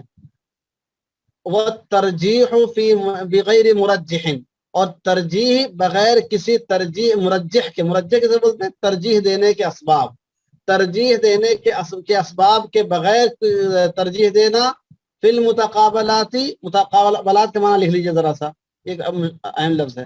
حجر کا معنی بھی لکھ لیجئے، حجر کا معنی کیا ہے؟ ممانعت، پابندی۔ ممانعت پابندی، حجر کے معنی کیا ہوتے ہیں؟ ممانعت کے اور پابندی کے، جیسے بتاتے ہیں نا کہ کبھی کبھی کیا نام ہے نابالغ پہ حکومت حجر لگا دیتی ہے، مفتی ماجن پر حجر لگا دیتی ہے کہ فتویٰ نہیں دے سکتا ہے، تو حجر کے معنی ممانعت پابندی۔ المتقابلات کسے کہتے ہیں؟ یہ ایک اصطلاحی لفظ ہے، اس کو لکھ لیجئے، فقہائے احناف کے ہاں یہ لفظ استعمال ہوتا ہے۔ المتقابلات سے مراد وہ مختلف فی اقوال ہیں، وہ مختلف فی اقوال ہیں جن کے دلائل متعارض ہوں، وہ مختلف فی اقوال ہیں جن کے دلائل متعارض ہوں۔ المتقابلات سے مراد وہ مختلف فی اقوال ہیں جن کے دلائل متعارض ہوں۔ ٹھیک ہے، بات سمجھ میں آئی کہ نہیں آئی؟ اتنے میں کسی کو کوئی اشکال، کسی کو اعتراض، کوئی بات سمجھ میں نہ آئی ہو، پہلے سمجھ نہ آئی تو بولیے۔ کیا الہوا میں مسلکوں پر عمل کرنے پر پابندی بھی آ جائے گی؟ الہوا میں مسلکوں پر عمل کرنے پر پابندی بھی آ جائے گی، مطلب تھوڑا سا آپ کا مفہوم واضح نہیں، کیا کہنا چاہتے ہیں؟ جی بات سمجھ میں آئی؟ وقال فی کتاب الاصول للیعمری من لم يطلع على المشهور من الروايتين او القولين فليس له التشهي والحكم بما ما شاء منهما من غیر نظر فی الترجیح۔ سمجھ رہے ہیں کیا کہا؟ وقال فی کتاب الاصول الیعمری، اور علامہ یعمری کی کتاب الاصول میں فرمایا ہے، علامہ یعمری کی کتاب الاصول میں فرمایا ہے، من لم یطلع علی المشہور من الروایتین، جو شخص دو روایتوں میں سے مشہور روایت پر مطلع نہ ہو، مشہور روایت کا علم نہ ہو، اوil قولین، یا دو قولوں میں سے مشہور قول کا علم اس کو نہ ہو، فلیس لہ التشہی، تو اس کے لیے منمانی عمل کرنا جائز نہیں ہے، والحکم، اور اس کے لیے فیصلہ کرنا بھی جائز نہیں ہے، ما شاء، جس قول پر وہ چاہے، منہما، ان دونوں قول اور روایتوں میں سے، من غیر نظر فی الترجیح، ترجیح میں غور فکر کیے بغیر، ترجیح میں غور و فکر کیے بغیر دو قولوں میں سے جس پر چاہے آدمی منمانی عمل کر لے یا جس پر چاہے آدمی فیصلہ کر دے، یہ جائز نہیں ہے، بلکہ مشہور قول پر مطلع ہونا، مفتہ بہی قول پر مطلع ہونا، راجح قول پر مطلع ہونا یہ ضروری ہے، راجح قول پر مطلع ہونا یہ ضروری ہے۔ سمجھ رہے ہیں؟ بات سمجھ میں آئی کہ نہیں آئی؟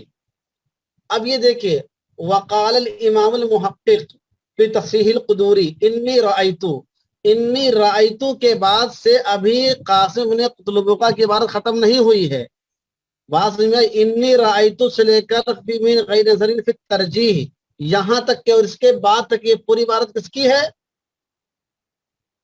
قد نقلوں سے مراد فقہائے احناف ہیں، فقہا ہے شواب، فقہا بس دیگر فقہا مراد ہوتے ہیں اس سے۔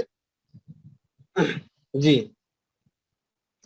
میں نے کیا بتایا کہ انی رأیتو سے لے کر ابھی تک کے پوری عبارت کس کی چل رہی ہے؟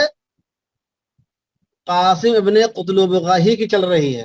یہ مت سمجھ لیجئے گا کہ قاسم ابن قتلبقہ کی عبارت فی المتقابلات ممنوعن پہ ختم ہو گئی ہے، فی المتقابلات ممنوعن پہ قاسم ابن قتلبقہ کی عبارت ابھی ختم نہیں ہوئی ہے، بلکہ قاسم ابن قتلبقہ نے خود کیا نام ہے یہ کتاب الاصول کی عبارت نقل کی ہے۔ بات سمجھ آئی؟ کتاب الاصول کی عبارت کس نے نقل کی ہے؟ علامہ شامی نے نقل نہیں کی ہے، بلکہ اس نے نقل کی ہے قاسم بن قتلبقہ نے نقل کی ہے، اور قاسم بن قتلبقہ کے حوالے سے شامی لے رہے ہیں۔ سمجھ رہے ہیں صاحب؟ جی تو وقال فی کتاب الاصول، اب کتاب الاصول سے مراد کیا ہے؟ کتاب الاصول سے مراد، اور ابھی اسی کے آگے آگے کتاب الاقضیہ بھی آ رہا ہے، اصول الاقضیہ، ابھی لکھ لیجئے اس کو، کتاب الاصول اور اصول الاقضیہ، ان دونوں سے مراد لکھ لیجئے، کتاب الاصول اور اصول الاقضیہ، چونکہ ابھی آگے آ رہا ہے تو 2-3 لائن کے بعد، اس لیے ابھی سے اس کو لکھیں آپ. کتاب الاصول اور اصول الاقضیہ، قضا کی جمع اقضیہ، اصول الاقضیہ. کتاب الاصول اور اصول الاقضیہ سے مراد علامہ ابن فرحون مالکی یعمری کی، علامہ ابن فرحون، علامہ ابن فرحون الیعمری کی تبصرۃ الحکام، تبصرۃ الحکام فی اصول الاقضیۃ و مناہج الاحکام ہے. اس کو ضرور لکھ لیجئے، ورنہ آپ کتابوں کا پورا ذخیرہ ڈھونڈ ڈالیں گے، اس نام کی کتاب آپ کو نہیں ملے گی. بات سمجھ میں آئی؟ اس کتاب کے سے کوئی، اس نام سے کوئی کتاب آپ کو نہیں ملے گی. اس لیے ابھی سر میں لکھے کہ کتاب الاصول اور اصول الاقضیہ سے مراد ابن فرحون الیعمری کی تبصرۃ الحکام فی اصول الاقضیۃ و مناہج الاحکام ہے. ٹھیک ہے، یہ قضا کے موضوع پہ کتاب ہے، بہت لاجواب کتاب ہے. قضا کے موضوع پر ہے، لاجواب کتاب ہے، مالکی مذہبی کتاب ہے، لیکن فقہ حنفی کا کوئی بھی قاضی اس کتاب سے بے نیاز نہیں ہو سکتا ہے. مالکی مذہب کی کتاب ہے، لیکن فقہ حنفی کا بھی، فقہ شافعی کا بھی کوئی شخص کتاب سے بے نیاز نہیں ہو سکتا ہے. سمجھ رہے ہیں؟ ابن فرحون مالکی یعمری، ابن فرحون تبصرۃ الحکام فی اصول الاقضیہ و مناہج الاحکام. چلیے لکھیے اب آگے. تو کیا فرمایا؟ کتاب الاصول میں جو علامہ یعمری کی کتاب ہے، انہوں نے فرمایا ہے کہ جو شخص 2 روایتوں یا 2 قولوں میں سے مشہور قول پر مطلع نہ ہو فلیس لہ التشہی، تو اس کے لیے منمانی طور پر عمل کرنا یا فتویٰ اور فیصلہ کرنا جس قول پر وہ چاہے دونوں میں سے بغیر ترجیح کو دیکھے ہوئے ایسا کرنا درست نہیں ہے. اس کے لیے ایسا کرنا جائز نہیں ہے. اب یہ بتائیے پورا صفحہ کو سمجھ میں آیا کہ نہیں آیا؟ یہ پورا صفحہ سمجھ میں آیا کہ نہیں آیا؟ بولیے. چلیے ماشاءاللہ. بس اس کے اندر کوئی ہے کچھ نہیں، اس کے اندر ہے کچھ نہیں، بس مصنف نے اوپر جو یہ بات بتائی تھی کہ مرجوح قول پر عمل کرنا درست نہیں ہے، بلکہ راجح قول کو دیکھنا، اس پر عمل کرنا درست ہے. اسی سے متعلق انہوں نے فتاوی ابن حجر کے حوالے سے اپنے تائید حاصل کی ہے، اور پھر محقق قاسم بن قتلبغہ کے حوالے سے. ان لوگوں نے دیگر کتابوں کے حوالے سے اپنی کتابیں باتیں نقل کی ہیں، اس لیے کئی حوالے آپ کے سامنے آ گئے ہیں جن سے بات معلوم ہوتی کہ یہ چیز درست نہیں ہے کہ آدمی مفتبی قول کو چھوڑ کر، راجح قول کو چھوڑ کر، مشہور قول کو چھوڑ کر غیر مفتبی قول پر عمل کر لے. سمجھ رہے ہیں؟ بس یہ اتنی بات بتانے کے لیے مصنف نے پوری تفصیلات بیان کر دی ہیں، تاکہ اس کا فائدہ کیا ہے؟ اس کا فائدہ یہ ہے کہ آپ کے علم میں وسعت ہونی چاہیے، آپ کے سامنے وسعت ہونی چاہیے کہ ایک بات اگر آپ نے کہیں پڑھی ہے، لکھی ہے، سمجھی ہے، تو اس سے متعلق بہت سارے دلائل آپ کے پاس ہوں، بہت ساری عبارتیں آپ کے پاس ہوں، اس کے ذریعے سے اپنے مسائل کو آپ آگے تک کے حل کرنے کی کوشش کریں. سمجھ رہے ہیں؟ اب آگے دیکھیے. وقال الامام ابو عمرو فی آداب الفتوی. ابھی کس کی عبارت چل رہی ہے؟ بولیے. عبارت کس کی چل رہی ہے؟ عبارت کس کی چل رہی ہے؟ قاسم ابن قتلبغہ کی عبارت چل رہی ہے. قاسم ابن قتلبغہ کی عبارت ابھی ختم نہیں ہوئی ہے. یہ بیچ میں جتنے حوالے آ رہے ہیں یہ سب قاسم ابن قتلبغہ نے خود دوسرے کتابوں سے لیا ہے. جی ہاں، قاسم ابن قتلبغہ کی عبارت ابھی ختم نہیں ہوئی ہے. وقال الامام ابو عمرو فی آداب القضاء، اور امام ابو عمرو نے آداب القضاء میں فرمایا. امام ابو عمرو کون ہے بتائیے؟ ابھی میں نے ان کا نام لکھایا ہے. امام ابو عمرو سے مراد کون ہیں؟ ابھی تھوڑی دیر پہلے ان کا نام لکھا چکا ہوں. ابن الصلاح. صحیح ہے، جی ہاں بالکل صحیح کہہ رہے ہیں، بالکل صحیح ہے. تو ابن الصلاح نے فرمایا ہے وقال الامام ابو عمرو ابن الصلاح فی آداب الفتویٰ، اور امام ابو عمرو ابن الصلاح نے آداب الفتویٰ میں فرمایا ہے اعلم ان من یکتفی بأن یکون فتواہ او عمله موافقا لقول او وجہ فی المسألة ويعمل بما شاء من الاقوال والوجوہ من غیر نظر فی الترجیح فقد جہل وخرق الاجماع۔ معلوم ہونا چاہیے کہ جو شخص اتنا کافی سمجھتا ہو، من یکتفی، جو شخص صرف یہ کافی سمجھتا ہو کہ اس کا فتویٰ یا اس کا عمل کسی ایک قول کے موافق ہو جائے یا مسئلے میں کسی ایک وجہ کے موافق ہو جائے، وَيَعْمَلُ بِمَا شَاءَ، اور اقوال میں سے اور وجوہ میں سے جس قول پر چاہے آدمی عمل کر لے بغیر ترجیح کو دیکھے ہوئے، فقد جہیلا، تو ایسا شخص گویا جاہل ہے، وہ خرق الاجماع، اور اجماع کو ختم کر دینے والا ہے، اجماع کو پھاڑ دینے والا ہے۔ تو اس سے بھی ان کی علامہ شامی کی تائید ہو رہی کہ نہیں ہو رہی ہے؟ علامہ شامی کی بات کی تائید سے ہو رہی کہ نہیں ہو رہی ہے کہ جو شخص اتنا کافی سمجھتا ہو کہ اس کا فتویٰ یا عمل ایک قول کے مطابق ہو جائے، ایک وجہ کے مطابق ہو جائے، بس درست ہے؟ ایسا نہیں، ایسا آدمی جاہل ہے، سمجھ رہے ہیں؟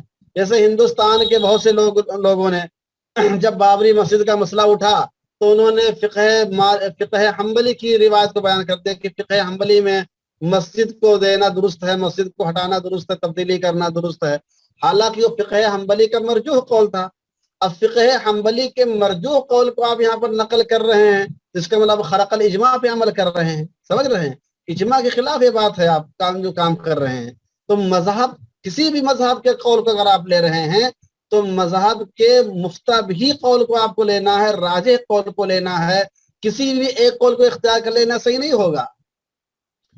تو انہوں نے کیا فرمایا؟ معلوم ہونا چاہیے کہ جو شخص یہ کافی سمجھتا ہے کہ اس کا فتویٰ یا اس کا عمل کسی ایک قول کے مطابق ہو جائے یا کسی ایک وجہ کے مطابق ہو جائے، اور وہ جس دونوں قولوں میں سے، اقوال اور رجوع میں سے جس پر چاہے عمل کر لے، ترجیح کو دیکھے بغیر، تو ایسا شخص نادان ہے، فقد جہیلا، تو ایسا شخص نادان ہے، وہ خرق الاجماع، اور اجماع کو پھاڑ دینے والا ہے، ختم کر دینے والا ہے۔ اب اس میں آداب المفتی کتاب کا نام، آداب المفتی کے نام سے ابن الصلاح کی کوئی کتاب نہیں ہے، آداب المفتی کے نام سے ابن الصلاح کی کوئی کتاب نہیں ہے، بلکہ ان کی کتاب کا نام کیا ہے؟ ان کی کتاب کا نام ہے ادب المفتی والمستفتی۔ ادب المفتی والمستفتی، ہو سکتا ہے کاتب کی غلطی ہو، یا ہو سکتا ہے مصنفین نے الفاظ کو بچانے کے لیے شارٹ میں نام لکھ دیا ہو، کیونکہ مصنف کے جو شاگرد رہے ہوں گے بہرحال ہم لوگوں سے بہت زیادہ فائق رہے ہوں گے، تو جو ان کو اشارہ کافی تھا، ہم لوگوں کو پوری وضاحت بھی نہیں کافی ہو پا رہی ہے، اس لیے مختصر میں نام لکھ دیا ہو۔ بہرحال ابن الصلاح کی کتاب کا نام کیا ہے؟ ادب المفتی والمستفتی ہے، ادب المفتی والمستفتی ہے۔ اس میں ابن الصلاح نے یہ بات لکھی ہے، ٹھیک ہے؟ تو اس کے ذریعے سے بھی ابن عابدین شامی کی اس بات کی تائید ہو رہی ہے۔ وَحَكَى الْبَاجِي أَنَّهُ وَقَعَتْ لَهُ وَاقِعَةٌ، وَحَكَى الْبَاجِي أَنَّهُ وَقَعَتْ لَهُ وَاقِعَةٌ فَأَفْتَوْا فِيهَا بِمَا يَضُرُّهُ، اور علامہ باجی نے اپنا ایک واقعہ بیان کیا ہے، اپنا ایک مسئلہ بیان کیا ہے۔ کیا بیان کیا ہے؟ کہ انہ وقعت لہ واقعۃ، ان کو ایک مسئلہ پیش آ گیا، انہ وقعت لہ واقعۃ، علامہ باجی کو ایک مسئلہ پیش آ گیا، فافتوا فیہا بما یضرہ، تو لوگوں نے اس مسئلے میں ان کو فتویٰ دے دیا اس قول کے مطابق جس سے علامہ باجی کو ضرر لاحق ہو رہا تھا، سمجھ رہے ہیں؟ فافتوا، لوگوں نے فتویٰ دے دیا، فیہا، اس سلسلے میں، بما یضرہ، اس قول کے مطابق جس سے ان کو ضرر لاحق ہو رہا تھا، ان کو تکلیف ہو رہی تھی۔ فلما سألہم، تو جب علامہ باجی نے ان مفتیوں سے پوچھا، قالوا، تو ان لوگوں نے کہا، ما علمنا انہا لک، ارے حضور ہم کو تو پتہ ہی نہیں تھا کہ یہ مسئلہ آپ کا ہے، ما علمنا انہا لک، ہم کو تو پتہ ہی نہیں تھا کہ یہ مسئلہ آپ کا ہے۔ وَأَفْتَوْهُ بِالرِّوَایَةِ الْأُخْرَى الَّتِي تُوَافِقُ قَصْدَهُ، اور فوراً فتویٰ بدل دیا، اور اس روایت کے مطابق فتویٰ دے دیا جو علامہ باجی کے مطلب کیا کا فتویٰ ہوتا تھا، ان کے ارادے کا، ان کے قصد کے مطابق فتویٰ تھا. سمجھ رہے ہیں؟ علامہ باجی نے جب یہ صورتحال دیکھی کہ شخصیت کو دیکھ دیکھ کے لوگ فتویٰ دے رہے ہیں، یہ زمانہ آ گیا، تو علامہ باجی نے لکھتے ہیں وَهَذَا لَا خِلَافَ بَيْنَ الْمُسْلِمِينَ مِمَّنْ يُعْتَدُّ بِهِ فِي الْإِجْمَاعِ أَنَّهُ لَا يَجُوزُ، کہ اس طرح کی گھٹیا حرکت کرنا کہ شخصیت کو دیکھ کر فتویٰ دینا. پہلے نہیں معلوم تھا کہ میرے متعلق استفتاء آیا ہے تو کچھ اور فتویٰ دے دیا، بعد میں معلوم ہوا کہ میرے متعلق بات ہے تو فتویٰ بدل کے دوسری بات کے مطابق فتویٰ دے دیا. علامہ باجی کہتے ہیں هَذَا لَا خِلَافَ بَيْنَ الْمُسْلِمِينَ، ان مسلمانوں کے درمیان اس سلسلے میں کوئی اختلاف نہیں ہے. مِمَّن يُعْتَدُّ بِهِ فِي الْإِجْمَاعِ، جن کا اجماع کے سلسلے میں کچھ شمار ہو سکتا ہے، جن کا اجماع کے سلسلے میں کوئی اہمیت ہے، انہ لا یجوز، کہ ایسا کرنا قطعاً جائز نہیں ہے. ایسا کرنا قطعاً جائز نہیں، انہ لا یجوز، ایسا کرنا قطعاً جائز نہیں ہے کہ شخصیت کو دیکھ دیکھ کر فتویٰ دیا جائے. ہمارا مسئلہ تھا تو جو راجح قول تو مسئلہ بتانا چاہیے. اب چاہے ہم کو ضرر ہوتا چاہے ہم کو فائدہ ہوتا، ہماری شخصیت کو دیکھ کر آپ نے فتویٰ اپنا بدل دیا اور دوسری بات کے مطابق فتویٰ دے دیا، یہ جائز نہیں ہے، یہ جائز نہیں ہے. بات سمجھ میں آئی؟ ایک مرتبہ پھر ترجمہ دیکھیے. علامہ باجی نے بیان کیا ہے کہ ایک مرتبہ ان کو ایک مسئلہ پیش آ گیا تو اس مسئلے میں وہاں کے مفتیان کرام نے ایسا فتویٰ دیا جس سے ان کو ضرر لاحق ہوتا تھا. جب علامہ باجی نے مفتیوں سے سوال کیا تو ان لوگوں نے کہا کہ ہم کو معلوم ہی نہیں تھا کہ مسئلہ آپ کا ہے، اور پھر اس کے بعد دوسری روایت کے مطابق علامہ باجی کو فتویٰ دے دیا جو کہ علامہ باجی کے قصد کے، ان کے ارادے کے موافق تھا. علامہ باجی نے فرمایا کہ اس سلسلے میں ان مسلمانوں کے درمیان کوئی اختلاف نہیں ہے جن کو اجماع کے سلسلے میں اہمیت حاصل ہے کہ اس طرح کی گھٹیا حرکت کرنا جائز نہیں ہے. انہ لا یجوز، اس طرح کرنا جائز نہیں ہے کہ ہمارا فتویٰ تو کوئی اور قول کے مطابق اور دوسرے کا فتویٰ تو کسی اور قول کے مطابق. یہ کون سی بات ہوئی؟ ارے بات سمجھ میں آئی کہ نہیں آئی؟ بات سمجھ میں آئی کہ نہیں آئی؟ بات سمجھ میں آئی مشائخ؟ ترجمہ سمجھ میں آیا؟ مسئلہ سمجھ میں آیا؟ بات سمجھ میں آئی؟ اب اس سے زیادہ آسان اس کا ترجمہ ہو بھی نہیں سکتا. یہ ترجمہ سہل ممتنع ہے. سمجھ رہے ہیں؟ ممن یعتد بھی کا مطلب کیا ہے؟ ممن یعتد کا مطلب یہ ہے، لکھ لیجئے اپنی کاپی میں چاہے لکھ لیں، ممن یعتد بھی فی الاجماع، جن کا اجماع میں جن کی کچھ اہمیت ہے. لا خلاف بین المسلمین، ان مسلمانوں کے درمیان کوئی اختلاف نہیں ہے. جن میں سے ممن، جن مسلمانوں میں سے یعتد بھی فی الاجماع، جن کا اجماع میں ان کی اہمیت حاصل ہے، یعنی جن مسلمانوں کے اجماع کی ایک اہمیت ہو سکتی ہے، اس کے اعتبار سے اس میں کوئی اختلاف نہیں ہے کہ اس طرح کا کام کرنا جائز نہیں ہے. لا خلاف بین المسلمین، مسلمانوں کے درمیان کوئی اختلاف نہیں ہے. کن مسلمانوں کے درمیان؟ ممن یعتد به فی الاجماع، جن کا اجماع کے سلسلے میں جن کی ایک حیثیت ہے، ایک اہمیت، یعنی مجتہدین کہہ لیجیے کہ دنیا کے تمام مجتہدین کے اس پر اتفاق ہے کہ ایسا کرنا درست نہیں ہے. تو علامہ باجی نے مفتی کے بارے میں بات لکھی کہ نہیں لکھی؟ بولیے یہاں پر مفتی کے بارے میں اجماع والی بات لکھی کہ نہیں لکھی ہے؟ یہی والی بات وہاں پر انہوں نے بتائی ہے جو شروع میں پہلے صفحے میں بات آئی تھی نا کہ باجی نے مفتی کے بارے میں بات لکھی ہے. اور اوپر ابن صلاح نے دیکھے عامل کے بارے میں اور مفتی دونوں کے بارے میں بات لکھی کہ نہیں لکھی ہے؟ اوپر ابن صلاح نے فی آداب المفتی میں عامل کے بارے میں مفتی دونوں کے بارے میں بات لکھی کہ نہیں لکھی ہے؟ یہی بات انہوں نے وہاں شارٹ میں بتائی تھی. اسی کی یہاں پر جو ہے تھوڑی سی تفصیل آ گئی، اسی کی تفصیل یہاں پر آ گئی. تو علامہ شامی نے وہاں پر ابن حجر مکی کے حوالے سے جو مختصر بات بتائی تھی کہ شامی نے اس پر باجی نے مفتی کے بارے میں اجماع نقل کیا ہے اور ابن الصلاح نے مفتی اور عامل دونوں کے بارے میں اجماع نقل کیا. ان دونوں کی عبارتیں آپ کو مل گئی کس کے حوالے سے؟ ان دونوں کی عبارتیں مل گئی آپ کو کس کے حوالے سے؟ قاسم ابن قتلبغہ کے حوالے سے. ابھی قاسم ابن قتلبغہ کی عبارت ختم نہیں ہوئی ہے، ابھی قاسم نے قتلبغہ کی عبارت ختم نہیں ہوئی ہے.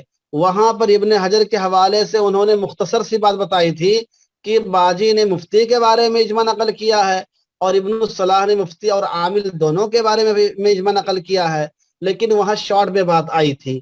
اسی بات کو قاسم بن قتلبغہ نے تفصیل سے کتابوں کے حوالے کے ساتھ لکھ دیا ہے کہ انہوں نے جملہ استعمال کیا ہے اور اس پہ باقاعدہ اجماع کی بات نقل کی ہے۔ ابھی بھی کس کی بات ختم نہیں ہوئی ہے، ابھی بات ساری کس کی چل رہی ہے، قاسم بن قتلبغہ۔ یہ سارے حوالے کون دے رہے ہیں، یہ سارے حوالے کون دے رہے ہیں، علامہ شامی نہیں دے رہے ہیں، یہ سارے حوالے قاسم بن قتلبغہ ہی دے رہے ہیں۔ اب آگے دیکھیے، قال فی اصول الاقضیہ، اصول الاقضیہ میں فرمایا، اصول الاقضیہ سے مراد کون سی کتاب ہے، اصول الاقضیہ سے مراد کون سی کتاب ہے، تبصرۃ الحکام، سمجھ رہے ہیں، تبصرۃ الحکام ہی مراد ہے۔ ابھی میں نے لکھا تھا نا کہ کتاب الاصول اور اصول الاقضیہ ان دونوں سے مراد تبصرہ ہی ہے۔ جی ہاں، ایک ایک بات کو ذہن میں رکھیے تاکہ آپ یہاں سے جائیں تو لگے کہ ہاں کچھ نہ کچھ لے کر جا رہے ہیں، آپ سمجھ رہے ہیں۔ قال فی اصول الاقضیہ، تبصرۃ الحکام میں فرمایا ہے وہی ابن فرحون مالکی نے، کیا فرمایا ہے، ولا فرق بین المفتی والحاکم الا ان المفتی مخبر بالحکم والقاضی ملزم به۔ تو تبصرۃ الحکام میں علامہ عمری مالکی نے بات لکھی ہے کہ مفتی اور حاکم کے درمیان کوئی فرق نہیں ہے۔ حاکم کس کو کہتے ہیں، جو قاضی ہوتا ہے، فیصلہ کرنے والا ہوتا ہے، حاکم کا ترجمہ قاضی سے کر لیجئے۔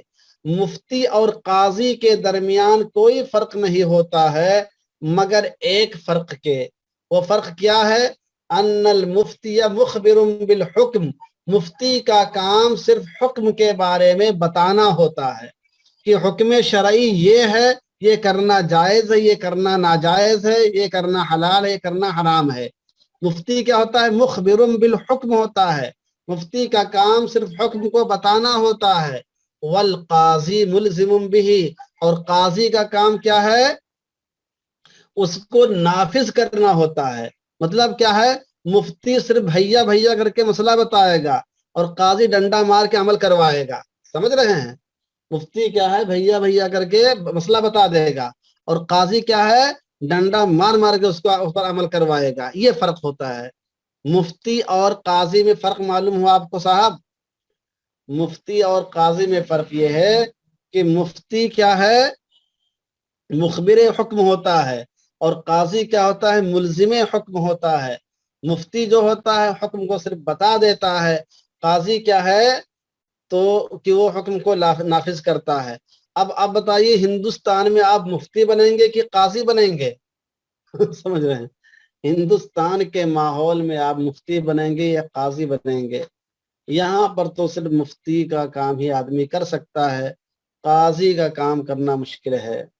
جی، قاضی کا کام کرنا مشکل ہے۔ بس جتنے لوگ قاضی بنے گھوم رہے نا جتنے لوگ قاضی یہاں پر ہیں وہ سب کام مفتی ہی والا کر رہے ہیں۔ جتنے لوگ دارالقضا چلا رہے ہیں نا، ڈنڈا مار کے کوئی عمل نہیں کروا سکتا ہے، ملزم حکم کوئی نہیں یہاں پہ، ملزم حکم کوئی نہیں۔ جتنے قاضی ہیں سب مخبر حکم ہی کا کام کر رہے ہیں۔ بات سمجھ میں آ رہی ہے؟ ہاں، اس لیے کہ اب ہندوستان میں وہ آپ کر نہیں سکتے ہیں۔ چلیے، اب یہاں پر بات ختم ہو گئی قاسم ابن قتلبغہ کی، اب یہاں پر بات ختم ہو گئی قاسم ابن قتلبغہ کی۔ تو وہاں سے لے کر یہاں تک کے ساری باتیں قاسم ابن قتلبغہ نے اپنی کتاب التصحیح والترجیح علی مختصر القدوری میں نقل کی ہیں، اور اس کے ذریعے سے آپ کو علامہ شامی نے بھی نقل کر کے بتا دیا ہے کہ جو بات ہم نے کہی ہے وہ ہوائی بات نہیں کہی ہے۔ اب آگے کیا ہے، ثم نقل بعدہ، ثم نقل بعدہ، پھر اس کے بعد نقل کیا ہے۔ نقلہ میں ہوا کہ ضمیر کہاں راجع ہے، نقلہ میں ہوا کہ ضمیر کہاں راجع ہے، نقلہ میں ہوا کہ ضمیر راجع ہے قاسم ابن قتلبغہ ہی کی جانب، سمجھ رہے ہیں، قاسم ابن قتلبغہ ہی کی جانب راجع ہے۔ پھر قاسم ابن قتلبغہ نے اس کے بعد لکھا، یعنی یہ ساری باتیں نقل کرنے کے بعد لکھا، اپنا کمنٹ لکھا ہے، سمجھ رہے ہیں۔ इतनी सारी बातें तो उन्होंने खुद दूसरे के हवाले से लिखा ना। एक बात उन्होंने इब्न क्या नाम है अबू अम्र इब्न सलाह के हवाले से लिया है, दूसरी बात उन्होंने बाजी के हवाले से लिया है, तीसरी बात उन्होंने किताबुल अक़ज़िया के हवाले से लिया है, और उससे पहले भी किताबुल अक़ज़िया के हवाले से लिया था। तो ये बातें सारी इब्न अल्लामा क़ासिम इब्न क़ुतुल बग़ा ने लिखी हैं। इन बातों के लिखने के बाद फिर उन्होंने लिखा है, नकल किया है। क्या नकल किया है? वअम्मल हुक्म वल फुतिया बिमा हुआ मरजूहुन फखिलाफुल इज्मा। वअम्मल हुक्म वल फुतिया बिमा हुआ मरजूहुन फखिलाफुल इज्मा। और फैसला करना और फतवा देना बिमा हुआ उस कौल पर जो कि मरजू है, फखिलाफुल इज्मा, ये इज्मा के खिलाफ है, वो ये इज्मा के खिलाफ है। वसयाती मा इदा लम यूजद तरजीह li अहदिल कौलैन, और ये बात आगे आएगी कि जब दोनों कौलों में से किसी की तरजीह मौजूद ना हो तो फिर क्या करेंगे। ये बात किसकी है? ये बात किसकी है? ये बात किसकी है? ये अल्लामा शामी का जुमला है। ये शाम किसी जुमला है। अब यहाँ पर फ़खिलाफुल इज्मा, यहाँ पर बात मुकम्मल हो गई किसकी? कासिम इब्न क़ुतुल बग़ा की दूसरी बात मुकम्मल हो गई। यहाँ पर कासिम इब्न क़ुतुल बग़ा की दूसरी बात मुकम्मल हो गई कि इन तमाम बातों को नकल करने के बाद कासिम इब्न क़ुतुल बग़ा ने अपना कमेंट लिखा था, व अम्मल हुक्म वल फुतिया बिमा हुआ मरजूहुन फ़खिलाफुल इज्मा, कि फतवा देना और फैसला करना उस कौल के मुताबिक जो कि मरजू है, या इज्मा के खिलाफ है। यहाँ पर बात खत्म हो गई। अब आगे अल्लामा शामी अपनी बात कह रहे हैं वह कि ये बात तो हमने बता दिया कि अगर एक कौल राजिह हो दूसरा मरजू हो तो आप राजिह को लेंगे, मरजूह को नहीं लेंगे, और इससे मुताल्लिक सबकी बातें भी हम नकल कर दी। लेकिन जब दोनों कौलों में से किसी की तरजीह मौजूद ना हो तो फिर क्या करोगे, इसकी तफसील आगे आएगी। वसयअती मा इज़ा लम यूजद तरजीहुन लि अहदिल कौलैन, और इसकी तफसील बाद में आएगी जब दोनों कौलों में से किसी की तरजीह मौजूद ना हो। ठीक है? अरे बात समझ में आई कि नहीं आई?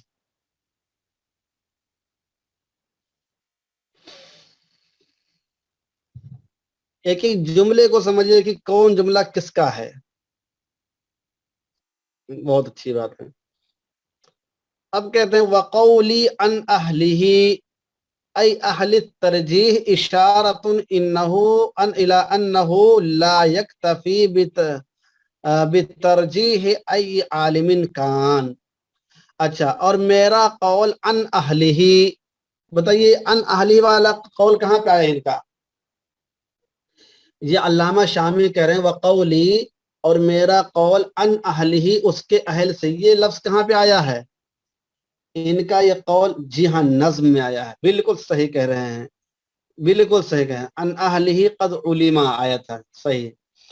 हाँ बिल्कुल सही समझ रहे हैं, बिल्कुल सही।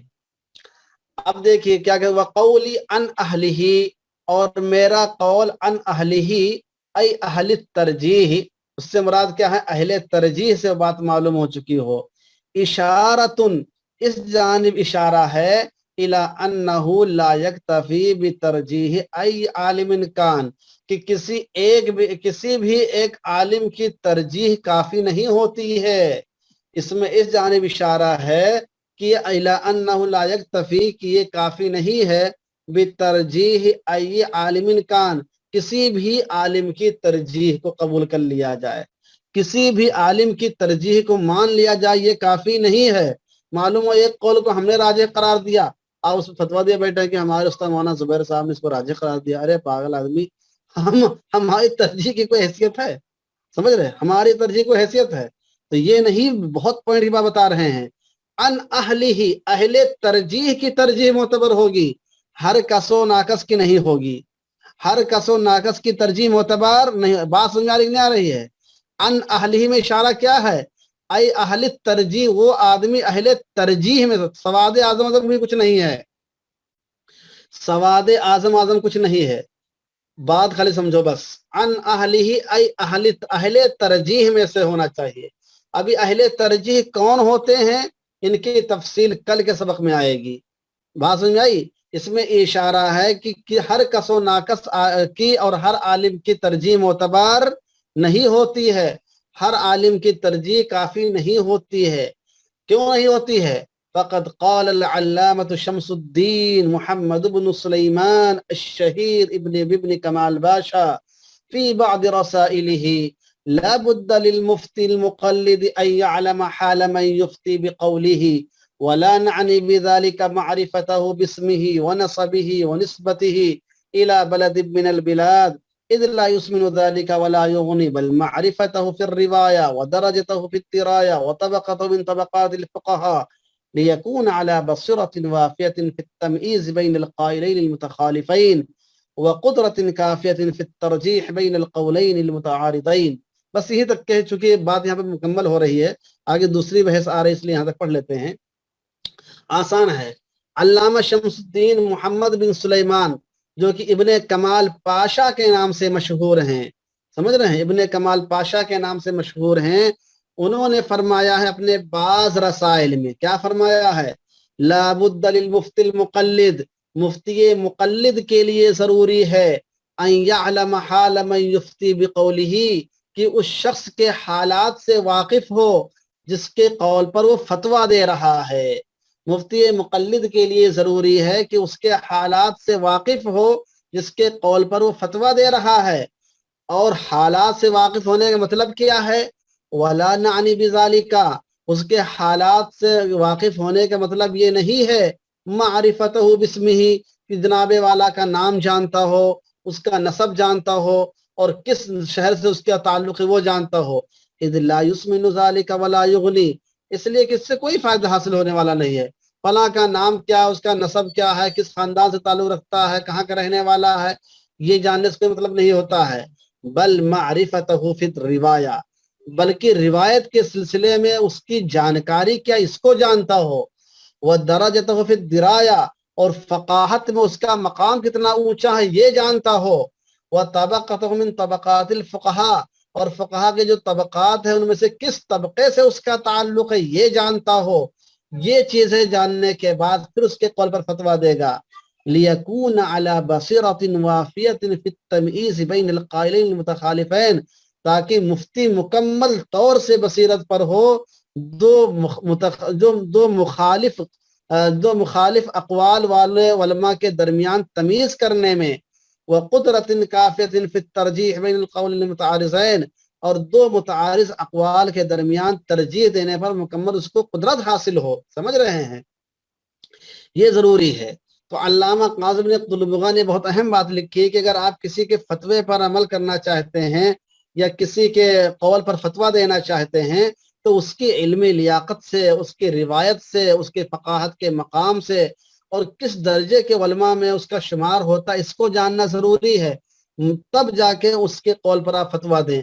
یوں ہی ہر شخص کے قول پر فتویٰ آپ دے دیں گے تو درست نہیں. ابھی کسی صاحب نے تمرین فتاوی میں لکھ دیا کہ ہمارے استاد زبیر ندوی صاحب نے بتایا. ارے بھائی، آپ فتویٰ لکھ رہے ہیں، تمرین فتاوی کام کر رہے ہیں، اس میں ہمارا حوالہ چلے گا ہی نہیں. سمجھ رہے ہیں؟ ہم لوگ تو ابھی کل کے بچے ہیں، ہم لوگوں کا شعور ابھی اتنا پختہ نہیں ہے، سمجھ رہے، علم بھی اتنا پختہ نہیں ہے، تو ہمارا حوالہ نہیں چلے گا. آپ معتبر مفتیان کرام کے حوالے سے بات کریں گے، ان کی کتابوں کا حوالہ دیں گے، تب چلے گا. بات سمجھ آئی کہ نہیں آئی؟ تو یہ بات انہوں نے لکھی ہے. اب اس میں دو باتیں خالی بتانی بس. ایک تو علامہ شمس الدین محمد بن سلیمان ابن کمال پاشا. تو ابن کمال پاشا کا نام محمد نہیں بلکہ احمد ہے. سمجھ رہے ہیں؟ کیا ہے؟ محمد بن سلیمان نہیں بلکہ اس کو لکھ لیجیے احمد بن سلیمان ہونا چاہیے. کیا ہونا چاہیے؟ احمد بن سلیمان ہونا چاہیے، ان کا نام محمد نہیں ہے. ٹھیک ہے، ایک بات ہو گئی. نظم میں اشارہ بتا دیجئے، نظم میں اشارہ کہاں ہے بھی؟ اور فی بعض رسائلہ، اس رسالے کا نام کیا ہے؟ اس رسالے کا نام لکھ لیجئے. فی بعض رسائل سے کون سا رسالہ مراد ہے؟ رسالۃ وقف البنات. رسالۃ وقف البنات یعنی لڑکیوں کو اگر کوئی آدمی کوئی سامان وقف کرتا ہے، کوئی جائیداد وقف کرتا ہے تو اس کا حکم کیا ہوگا؟ اس سلسلے میں قاسم نے قطلبغہ نے پورا رسالہ لکھا ہے، اس میں یہ بات نقل کی ہے. बाज़ रसाइल से मुराद कौन सा रिसाला है? रिसालतु वक्फिल बनात है। ठीक है, बात समझ में आई कि नहीं है? अन अहली से मुराद अहले तरजीह है। अब अहले तरजीह कौन है ये आगे आएगा। ऐसे तबक़तहु मिन तबक़ातिल फ़ुक़हा कि फ़ुक़हा के तबक़ात कौन कौन से हैं, ये आगे का सबक कल आ रहा है। तबक़ातुल फ़ुक़हा का उन्वान देखिए, तबक़ातुल फ़ुक़हा का उन्वान कल लगा हुआ है ना।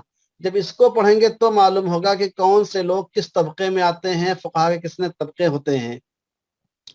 आज के दर्स का खुलासा ये हुआ कि मुसन्निफ ने कल जो बात कही थी कि तरजीह मुफ्ती के लिए और आमिल के ज़रूरी है कि वो राजिह कौल को जानता हो, राजिह कौल पर फतवा दे। तो इसके लिए उन्होंने पूरी तफसील बयान की है और कई उलमा के हवाले से आपके सामने बात रखी है, जिनमें मुहक्किक इब्न हजर मक्की हैं, अल्लामा कासिम इब्न कुतुलबुगा हैं, अल्लामा इब्न सलाह हैं और अल्लामा अबुल वलीद अल बाजी हैं। तो इन तमाम लोगों के हवाले से, इससे अल्लामा शहाबुद्दीन क़राफ़ी हैं, उनके हवाले से पूरी तफसील आई है कि इन हजरात ने भी बात लिखी है कि मरजूह कौल पर फतवा देना, अमल करना दुरुस्त नहीं है। हाँ, चंद मकामात ऐसे हो सकते हैं जहाँ ज़रूरत पेश आती है, इसकी तफसील जो है बाद में आएगी, इन्हीं अशार में आएगी, उसकी तशरीह में आएगी, तो वहाँ हम लोग पढ़ेंगे। ठीक है जी। लियकूना में जो